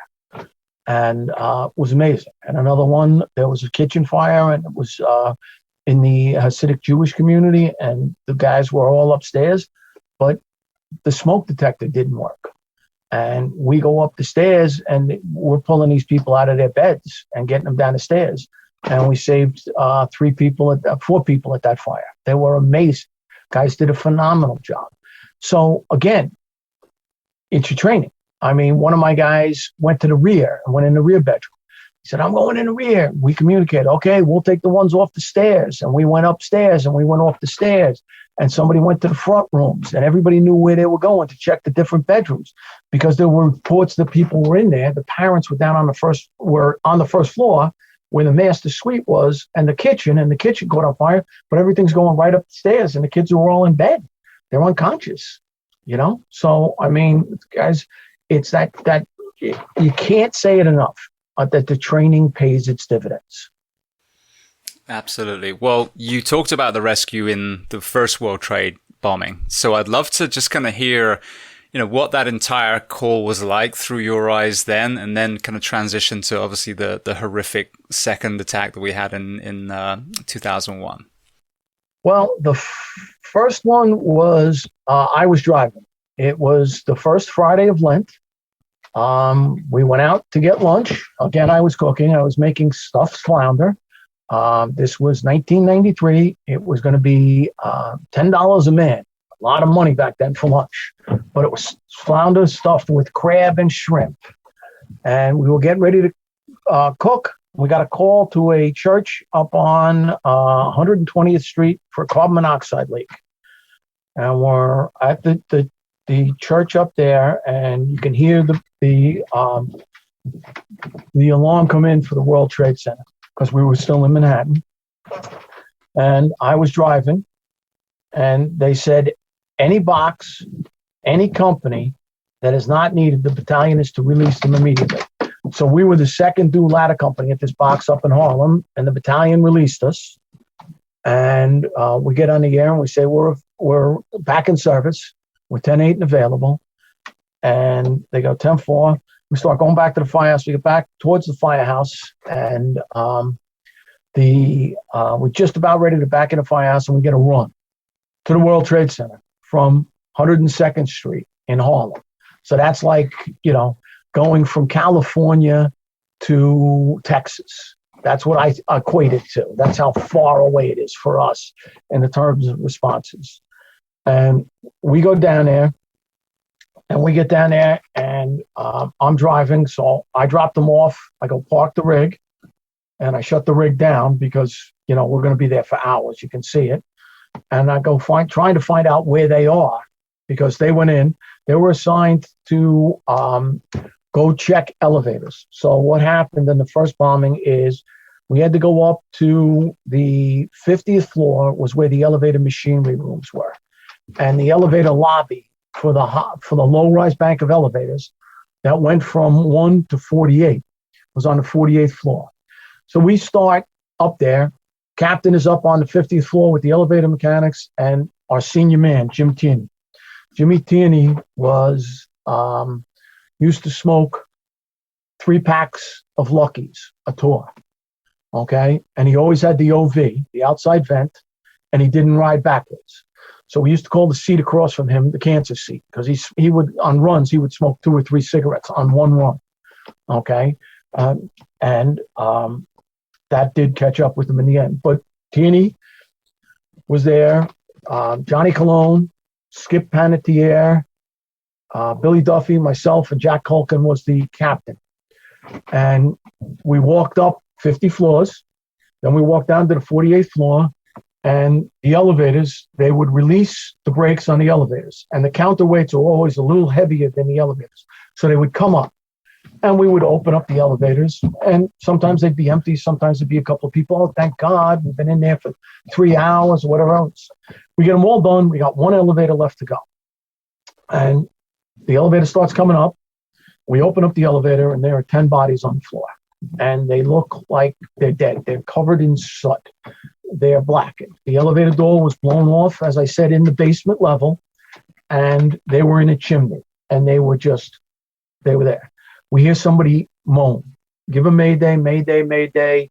We got these people on the floor. We said, we got multiple victims on the 48th floor. We need help. Well, the next thing you know, because there was a staging area on the 50th or the 51st floor, I see these guys, Jerry Tracy, Chief DiBernardo, they're all coming down to help us, and we're getting all these people out.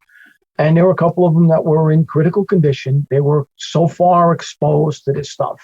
We got them all out. They all survived, but there was a husband and wife team that had said goodbye to each other. Okay? And they told us that afterwards. So we ended up being on the news that night. There's an iconic interview of us being on the news that night from the World Trade Center. My parents saw me in Florida on World News Tonight. The next day, I got to go in, and my chief says, I want you to put all your medals on, and I want you to go in there. So I went in there, and again, my mustache was red. It was a little long, so I was told to shave then. So I did shave. Okay? Then nobody else was ordered to shave, so I said, hell with it, I'm going to grow it back, and that's when I got in trouble the second time. But that was an amazing, it was amazing. Seeing those people, they all survived, and getting everybody out of there and going that far. And that was the first time. And we did good. And then the second time, I was working on September 11th, I was working at the Fire Academy because I had been at a party the day before. And that was my normal tour the day before. So I did a mutual. I flipped it. I said, I'm going to go that day to the Fire Academy for this day. So they had to get somebody to fill my spot, which they did. So on the 10th, I was at a party for my old firehouse where I was a lieutenant. 73 and 42 was the rededication of the firehouse, rededication of the hole in the wall, as we called it. And 11 people who were at that party did not see sunset the next day, including the chief of department, Pete Gansey, Bill Feehan, Father Judge, Brian Ahern, Joe Marchbanks, and I can go on and on and on. But there were 11 guys who were at that party that did not see the end of the next day. So I got there, and the guy comes up to me as we're down there, and he has an American flag. And I said, what are you doing with that flag? And he goes, I don't know. It was on the ground. I picked it up. I said, we got to get that up. We got to get that up. So I look at guys, anybody got any rope? And the guys were like shell-shocked. And nobody moved. And I said, all right. I went and got a ladder myself as a captain, which is unheard of. And I threw the ladder up, and I said, anybody got a piece of line? And one of the guys broke out a piece of line out of his pocket. It had probably been there since Proby school. It was dried. It was crinkled. I got a knife out. I'm trying to cut it. And I put a flag up on a light pole. From what I understand, it was the first flag raised to ground zero. I don't know that to be fact. I think it might be, but I'm not 100% sure. But I put this flag up. A photographer, Andrew Savulich, took a picture of it, and it ended up in the New York Daily News. It ended up on the cover of U.S. News and World Report. It ended up on the cover of Reader's Digest, and it ended up on the cover of WNYF with New York firefighters. And the next day, my father saw it down in Florida. And I get a call 2 days later. And my father, being a military veteran, is like, hey, asshole, the flag's backwards. And I'm like, but it's not, Pop. Flag's pointing north. Okay? Photographer had to come around to the other side to get the picture of the ladder. And he came around the other side. And he said, oh, okay, well, then the photographer's an asshole. Well, not really, but at least I was out of control. But the flag was where we could put it up as best we could get it to pointing north. So, but the paradigms, the perceptions, and all that. But it just, one of the guys who was at that party, Pete Beerfield, was at the medical office and had made a rescue a couple of nights earlier and was there because he hurt his back getting this person out of a window in a project. And he didn't have to go there, and he went there. And he left a note in a locker at the tent house. And he said, "My name's Pete Beerfield. Tell my wife I love her. Tell my family I'm sorry, but I got to do what I got to do." And he went. And Pete's dad at his funeral said he got his son back in 26 pieces. Ray Murphy, who was at the party working the next day, Ray Murphy survived the first collapse. They found a wounded fireman, sent a couple of his guys back, and he and another guy walked to the next building and were killed in the collapse. So there were things that go through your head. We didn't even know Pete Beerfield was missing till 3 days later. I was now a captain, but one of my chauffeurs from 42 Truck, Sean McNamee, found me and said, "Pete's missing." I'm like, "What? How did he get here?" He goes, "We think he got here from the medical office. We don't know, but his family hasn't seen him. Nobody's found him. 3 days. It's amazing." The company that I had been working in, Ladder 132, 132 disappeared. 6 men, all their equipment. They never found anything. They never found a Halligan. They never found a hook. Never found a helmet. They never found anybody's remains. They found nothing. All 6 of them gone from the face of the earth. So just amazing. And I still talk 20 years later. I talk to brothers who were there, sisters who were there. I talk to people who were there. And you still learn stuff you didn't know from that day. I sat down with Salka a while ago and we were talking about it. And still to this day, I'm learning more and more. Just amazing. Well, I've had so many kind of different perspectives on here. I had Denise Olsen, who lost her husband. I had the Norday brothers that made the 9/11 documentary, who were there with Father Judge. And it's so important to hear all these different perspectives. So I thank you, because I'm sure this movie's running around your mind again. The part that stays with us, though, is the mental health impact and obviously the cancer impact. So, what have you seen in the 20 years after? Because people romanticize about 9/12, and I think they're absolutely right. But in the same breath, there's no support financially for a lot of these cancer victims and their families.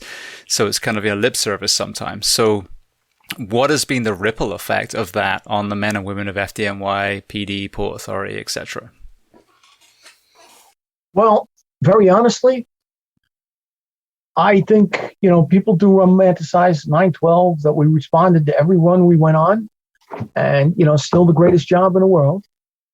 But there are a lot of people dead from cancers, and there are a lot of people still dying from cancers.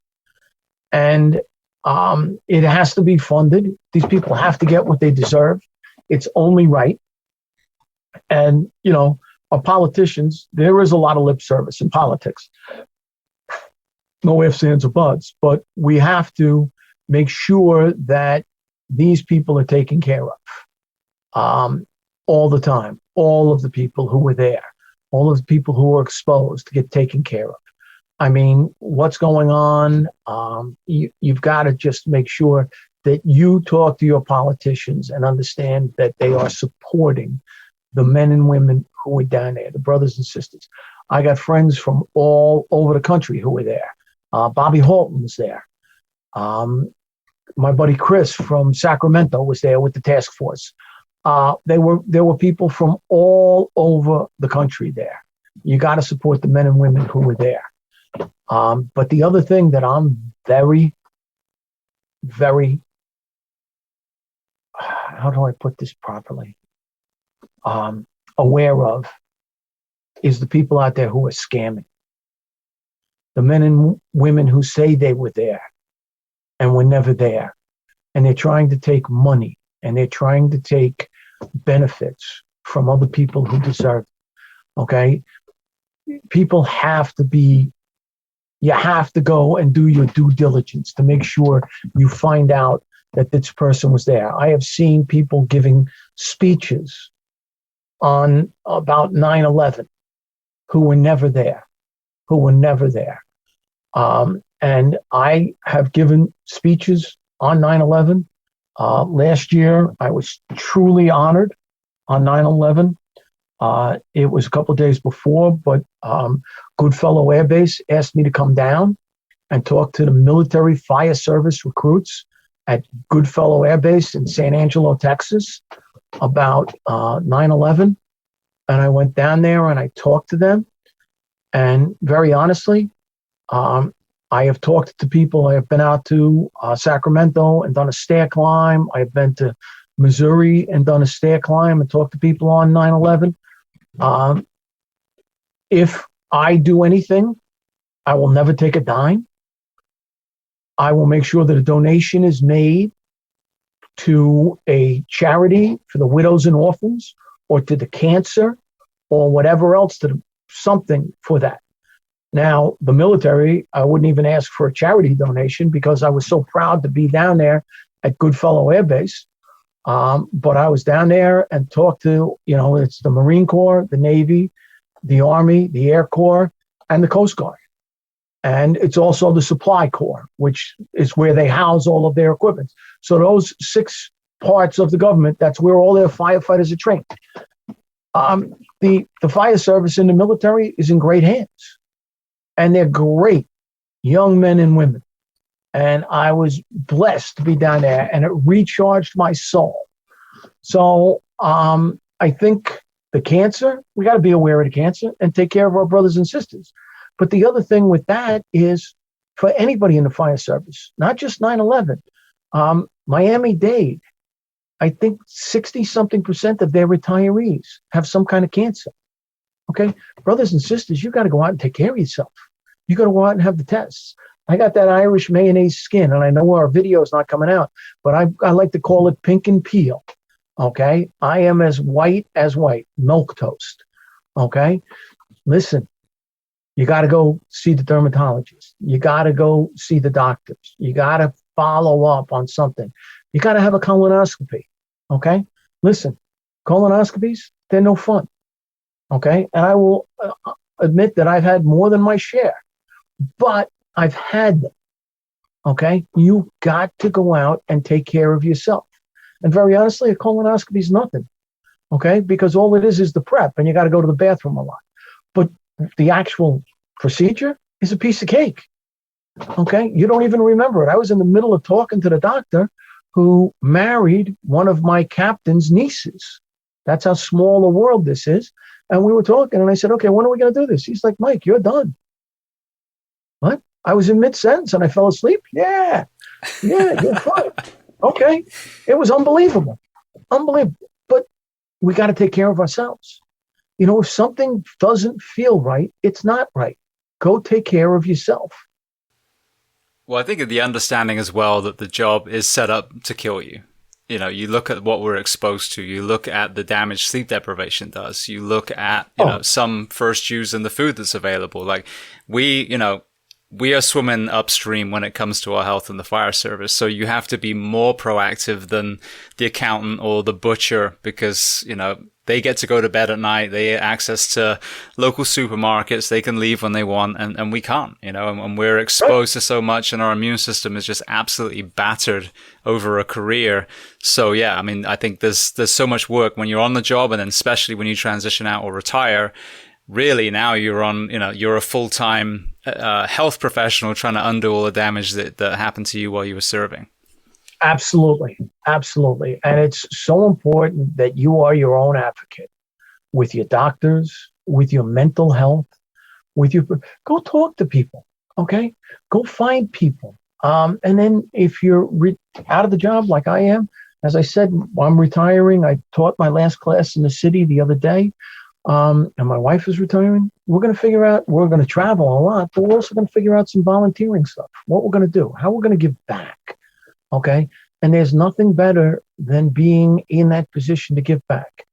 Every Christmas, my wife and I adopt a military family. And somebody here locally who, because of the rents and everything, it's very difficult. We adopt a military family. And we go out and we buy stuff. Now, last couple of years, because of the pandemic, we haven't been able to buy stuff. We had to buy gift cards. So they're like, buy gift cards for the kids and all that. And then I, being me, go to Home Depot and said, well, I got to buy something for the dad. Kids can have all these kids, but I got to buy something for the dad, the military guy, to be able to go to Home Depot and get a tool to feel like, whatever. So again, give back, find some way. It to me, it heals my soul. It helps me so much, giving back.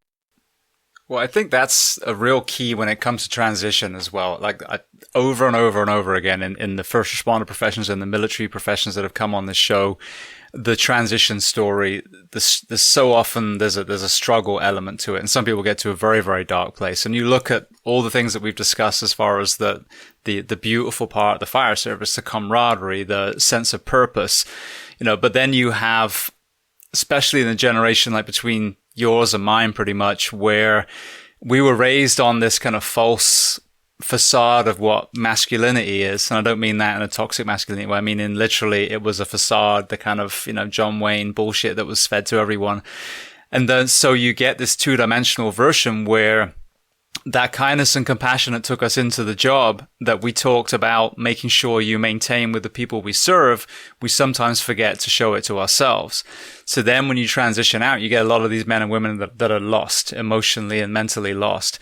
And one of the most, I think, empowering things is to understand that when you transition out, if you can find a new purpose, whether it's volunteerism, whether it's, one of my friends makes radio straps that are completely decontaminatable. So remove all, okay, whatever it is, that you are still making the world a better place.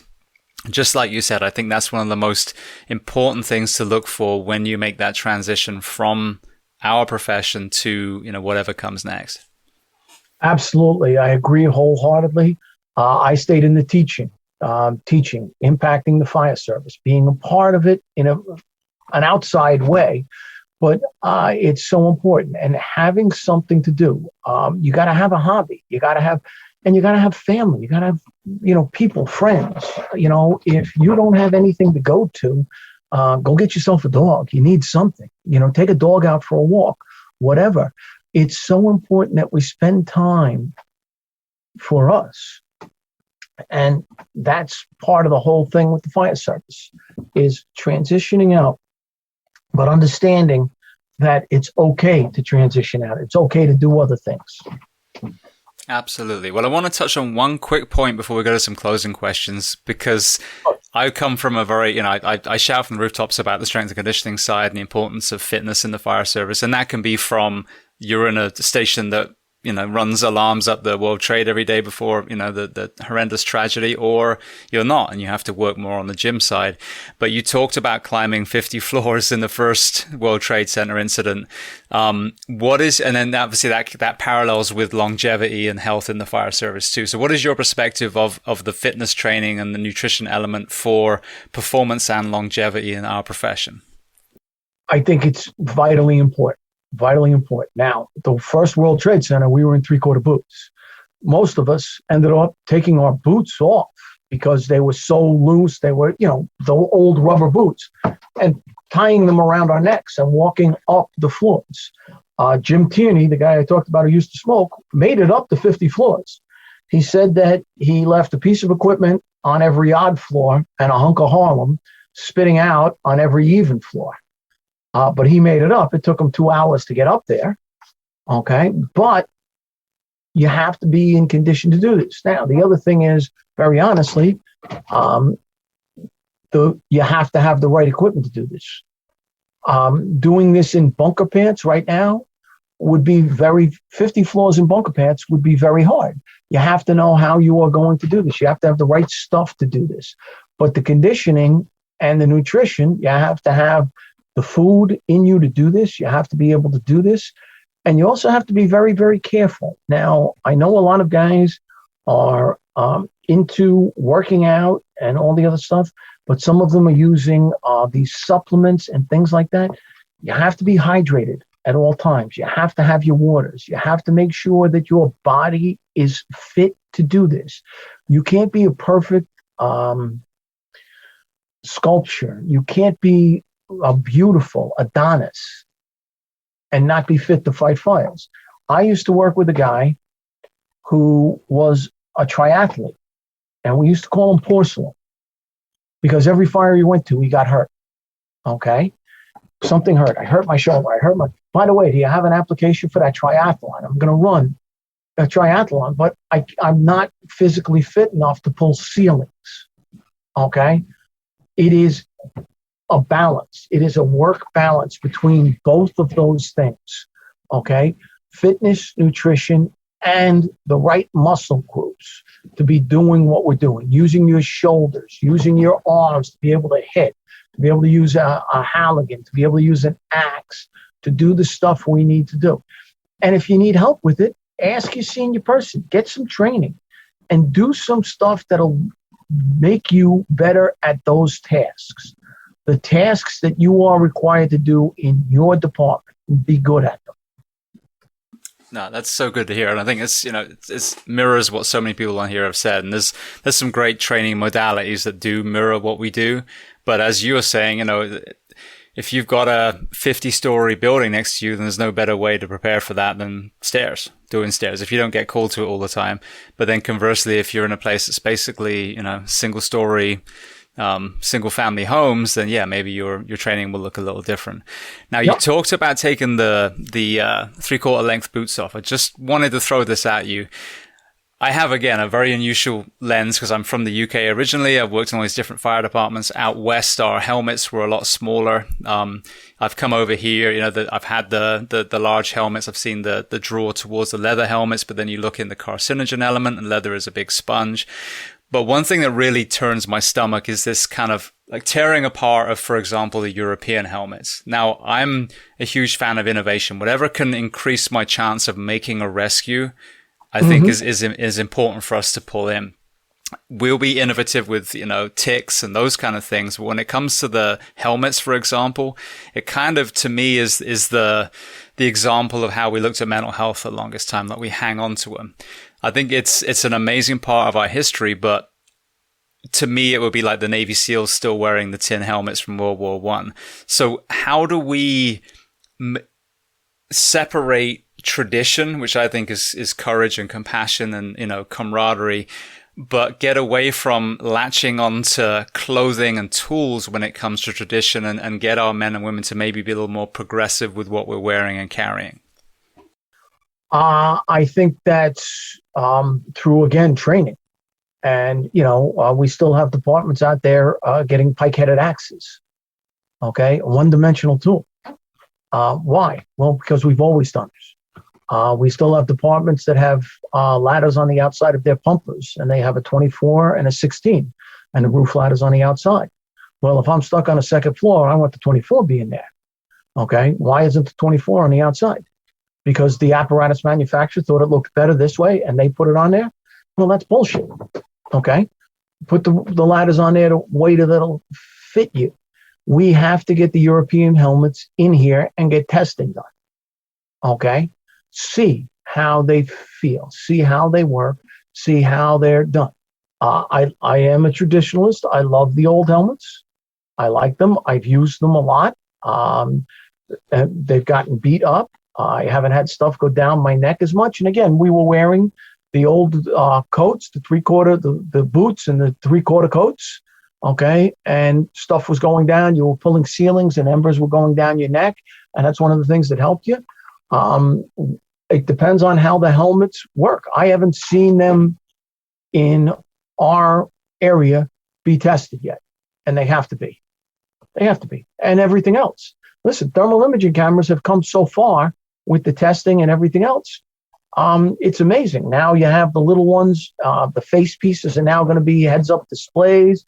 We're going to be like a fighter pilot pretty soon in our SCBA. But we also have to remember that technology fails. And I can't show it to you because we're on audio, but one of my favorite pictures that I use in a lot of my PowerPoint presentations is me at LaGuardia Airport, New York City, with the paper towel dispenser. There was a pile of paper towels on the floor that was about 4 feet high. And I can't get paper towel to come out of that thing anytime I needed to. I'm always like, my hand is running under there and I'm moving it around and everything. Well, this time, whatever happened, technology failed, and there was 4 feet. The entire roll of paper was sitting on the floor of the bathroom. Okay? Technology fails. You have to know your basics to save yourself and save your crew. Okay? You have to know where you're going. Whatever the technology is, whatever we're doing, you still have to be able to do your job without it. I couldn't agree more. I can remember a specific TIC training that we did, and I kind of got pulled in to the screen and could see everywhere I was going. And then the battery failed and I realized I didn't know where the wall was. And it was a training situation, which was great. But yeah, and then after that, I'm like, okay, TIC is a great tool, but I'm still never going to leave the wall just in case it does, fire out on me. And then I've seen as well in Anaheim, great training. It was a winter's day. We made entry to, a pretty hot room, and the thing spazzed out because it couldn't take that temperature change. So again, yep. Brilliant. All right. Well, I want to transition some closing questions so I can let you go. We've been chatting for over 2 hours, so I really appreciate your generosity today. The first one I love to ask, is there a book or are there books that you love to recommend? It can be related to our discussion today or completely unrelated. Yes. I love military history. So I have a list of books that I send out to people when they ask, but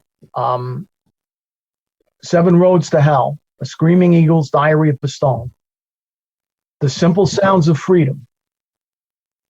Okay, the only person who fought in the Second World War for the Americans and the Russians. And the story is too almost scientific to not be true. You couldn't make a movie out of it. And I like anything. I loved Spearhead. Okay, by Adam Makos, about the tank battles. Anything. I love every military history book. I have hundreds of them. The other one that I love personally is Crucial Conversations. Okay, about talking to people and doing it right, being able to communicate with people. Those are 4 that I would highly recommend. Brilliant. Well, you mentioned not being able to make that one into a movie. What about movies? Is there any movies and or documentaries that you love? I like music, so I watch a lot of documentaries about music and stuff like that. I mean, Band of Brothers, The Pacific. I've read both of those, the books, With the Old Breed, my Helmet for My Pillow. They were great books. And again, the Band of Brothers book was phenomenal. It's in my library. I love it. Those are phenomenal things. There was also a series on Netflix called Medal of Honor that I loved. Speaking of Band of Brothers, that's the example I use when we're talking about that facade of masculinity. When you have the dramatization, I'm actually getting, hopefully, the actor that portrayed the medic in that show on. I had Captain Dale Dye, who was actually, he worked with stunt people too, and I do stunts on the side, so I worked with him, and he came on the show a while ago. But there is no better example of that kindness and compassion and that impact of war than that show, because at the beginning and the end of every episode, you have these true heroes of Easy Company 60 plus years later, still in tears trying to recall what they went through. So this whole, boys don't cry, rub some dirt in it bullshit. If you want to kind of reprogram that, watch the Band of Brothers and you'll see what a real hero looks like. Very honestly, listen, I cry like a schoolgirl. If you haven't seen, look at the speech I gave when I got the Lifetime Achievement Award at FDIC when I talked about my wife. And my daughter still talks about her dad blubbering up on a stage talking about her mom. And I couldn't do it. I'm getting emotional just thinking about it. I mean, my wife has been my support forever and my rock. So her standing behind me and letting me, almost like that song, The Wind Beneath My Wings, that Bette Midler, letting me fly and she'd be taking care of everything at home. It meant the world to me. I mean, I'll cry at the drop of a hat. Okay, because I'm an Irishman. I wear my heart on my sleeve. You know what I'm thinking. I guarantee it. You know what I'm thinking in 30 seconds. Well, I think that's what empathy is. That's why you become a firefighter. It's because you don't want people to suffer and you don't want people to hurt. You don't want people to die. And you want to make it better. Exactly. So then to deny the very emotions that took you to the uniform is insanity. Yep. And then the other one, just because we were talking about it, as you brought it up, there's a book called Flyboys. It talks about Bush Sr., the president, and about how at this place they were bombing Iwo Jima, but they were Chiya Jima was the communication system, and how all the pilots were swept in by the currents to the island and ended up being cannibalized, except for Bush Sr. And Bush Sr. was swept out. The winds were blowing a different direction on that day. Fate, unbelievable. And he got picked up by a submarine. But 60 years later, he's on that island with one of the Japanese guards in this book. And it's what we talked about with Band of Brothers. And he asks the guard, do you remember seeing my plane go down? Did you see any of the other guys in the plane? Because he laid the plane in a certain way so they could get out. And they don't think anybody got out. But he was asking this Japanese guard 60 years later, did you see any other parachutes? And just amazing what these men went through. Absolutely, which kind of circles right around to your early life with your dad. Yep, absolutely.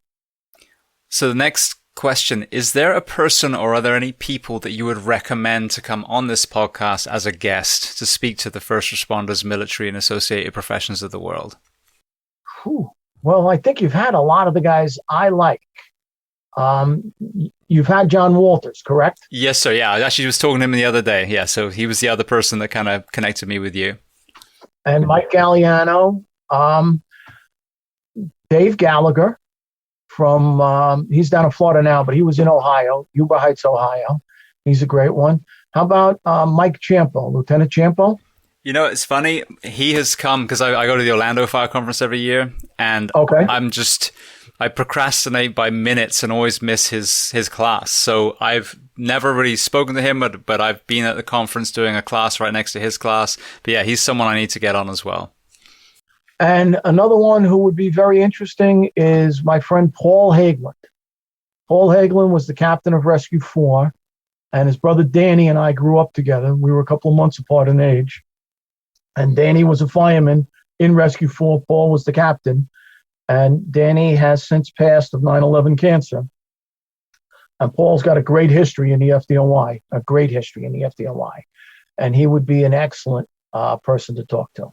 Well, thank you. Yeah, I think that would be, all three of them sound amazing. But yeah, having someone who is a firefighter who's also lost someone post 9/11, I think that would be a very important story to tell.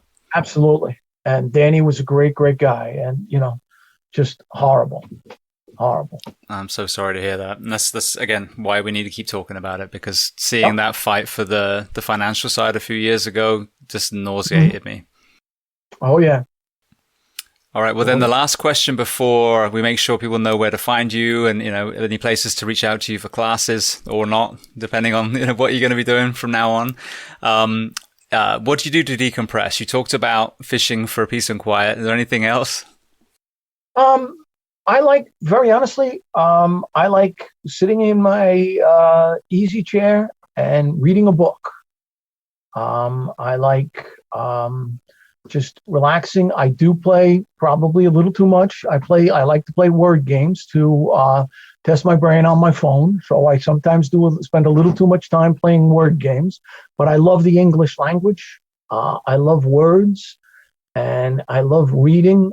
My wife did give me an e-reader because I travel. And she goes, instead of carrying 3 books with you, you can bring this and read them. So I do like that for traveling. I do like to hold a book in my hand, and I've got books everywhere. but I love reading, and I like to go back to reread stuff. I just reread Cannery Row, and I loved it. I reread To Kill a Mockingbird probably for the 15th time, and I still love every part of it. I am now rereading Last of the Mohicans, and I just love to read. So that's part of what I do to decompress, to sit down. I also love going to live music shows. My wife's brother and I, he's one of my dear, dear friends. He's my brother-in-law, but we love to go to shows. And we, before the pandemic, we were going to probably 2 to 3 shows a month. He has retired. He worked for the Electricians Union in New York City. So we're starting to get back into it. We're going up to Daryl's house to see James McMurtry, who we both love. I don't know if you've read Lonesome Dove by Larry McMurtry, no, but Larry is his father. Well, Lonesome Dove is an amazing book. So we're going up to see James McMurtry. I love to go to any kind of live music show, little places in town that have somebody there. I think musicians are just some of the bravest people in the world. Go out in front of an audience and play, to me, takes courage and talent that I don't have. And the other thing that I'm amazed at is the musician brain, which is different than my brain, where some of these guys that I see are playing the guitar, the harmonica, and singing. I mean, I couldn't do one of those things, and they're doing 3 at the same time. It just amazes me how talented they are. No, it is incredible, because I'm that guy that doesn't remember any of the words for any song. So if I was a songwriter, I wouldn't even be able to remember my own songs. So, all right. Well, then for people listening, where are the best places online to learn more about you, to try and get you and Mike to, their department and anywhere else in cyberspace that you think they should be looking? They can hit me up on Facebook. I'm on Mike Dugan at Facebook. Also, if you ask me to be your friend on Facebook, I will send you to my public profile page, Captain Dugan. And also my website is captaindugan.com. And my email is really simple because I'm old school. It's Dugan, my last name, Dugan, fire, F-I-R-E, at AOL.com. I still have AOL, yes, because I've had it forever. And I don't like change. I've had Hotmail for a long time. I get ridiculed for that too. So there we go. There we go. Same thing. Galliano and I are the only 2 guys I know with AOL email addresses still. Yeah. Well, if it ain't broke, don't fix it. Well, Mike, I want to say thank you so much. It's been such an amazing conversation. We've been all over the place. And before we started recording, that was kind of the thing. I told you it was going to be a chronological timeline. And here we are now, almost 2.5 hours later. So I just want to thank you so much for being so generous with your time and telling your story today. No problem. Thank you. It was a pleasure.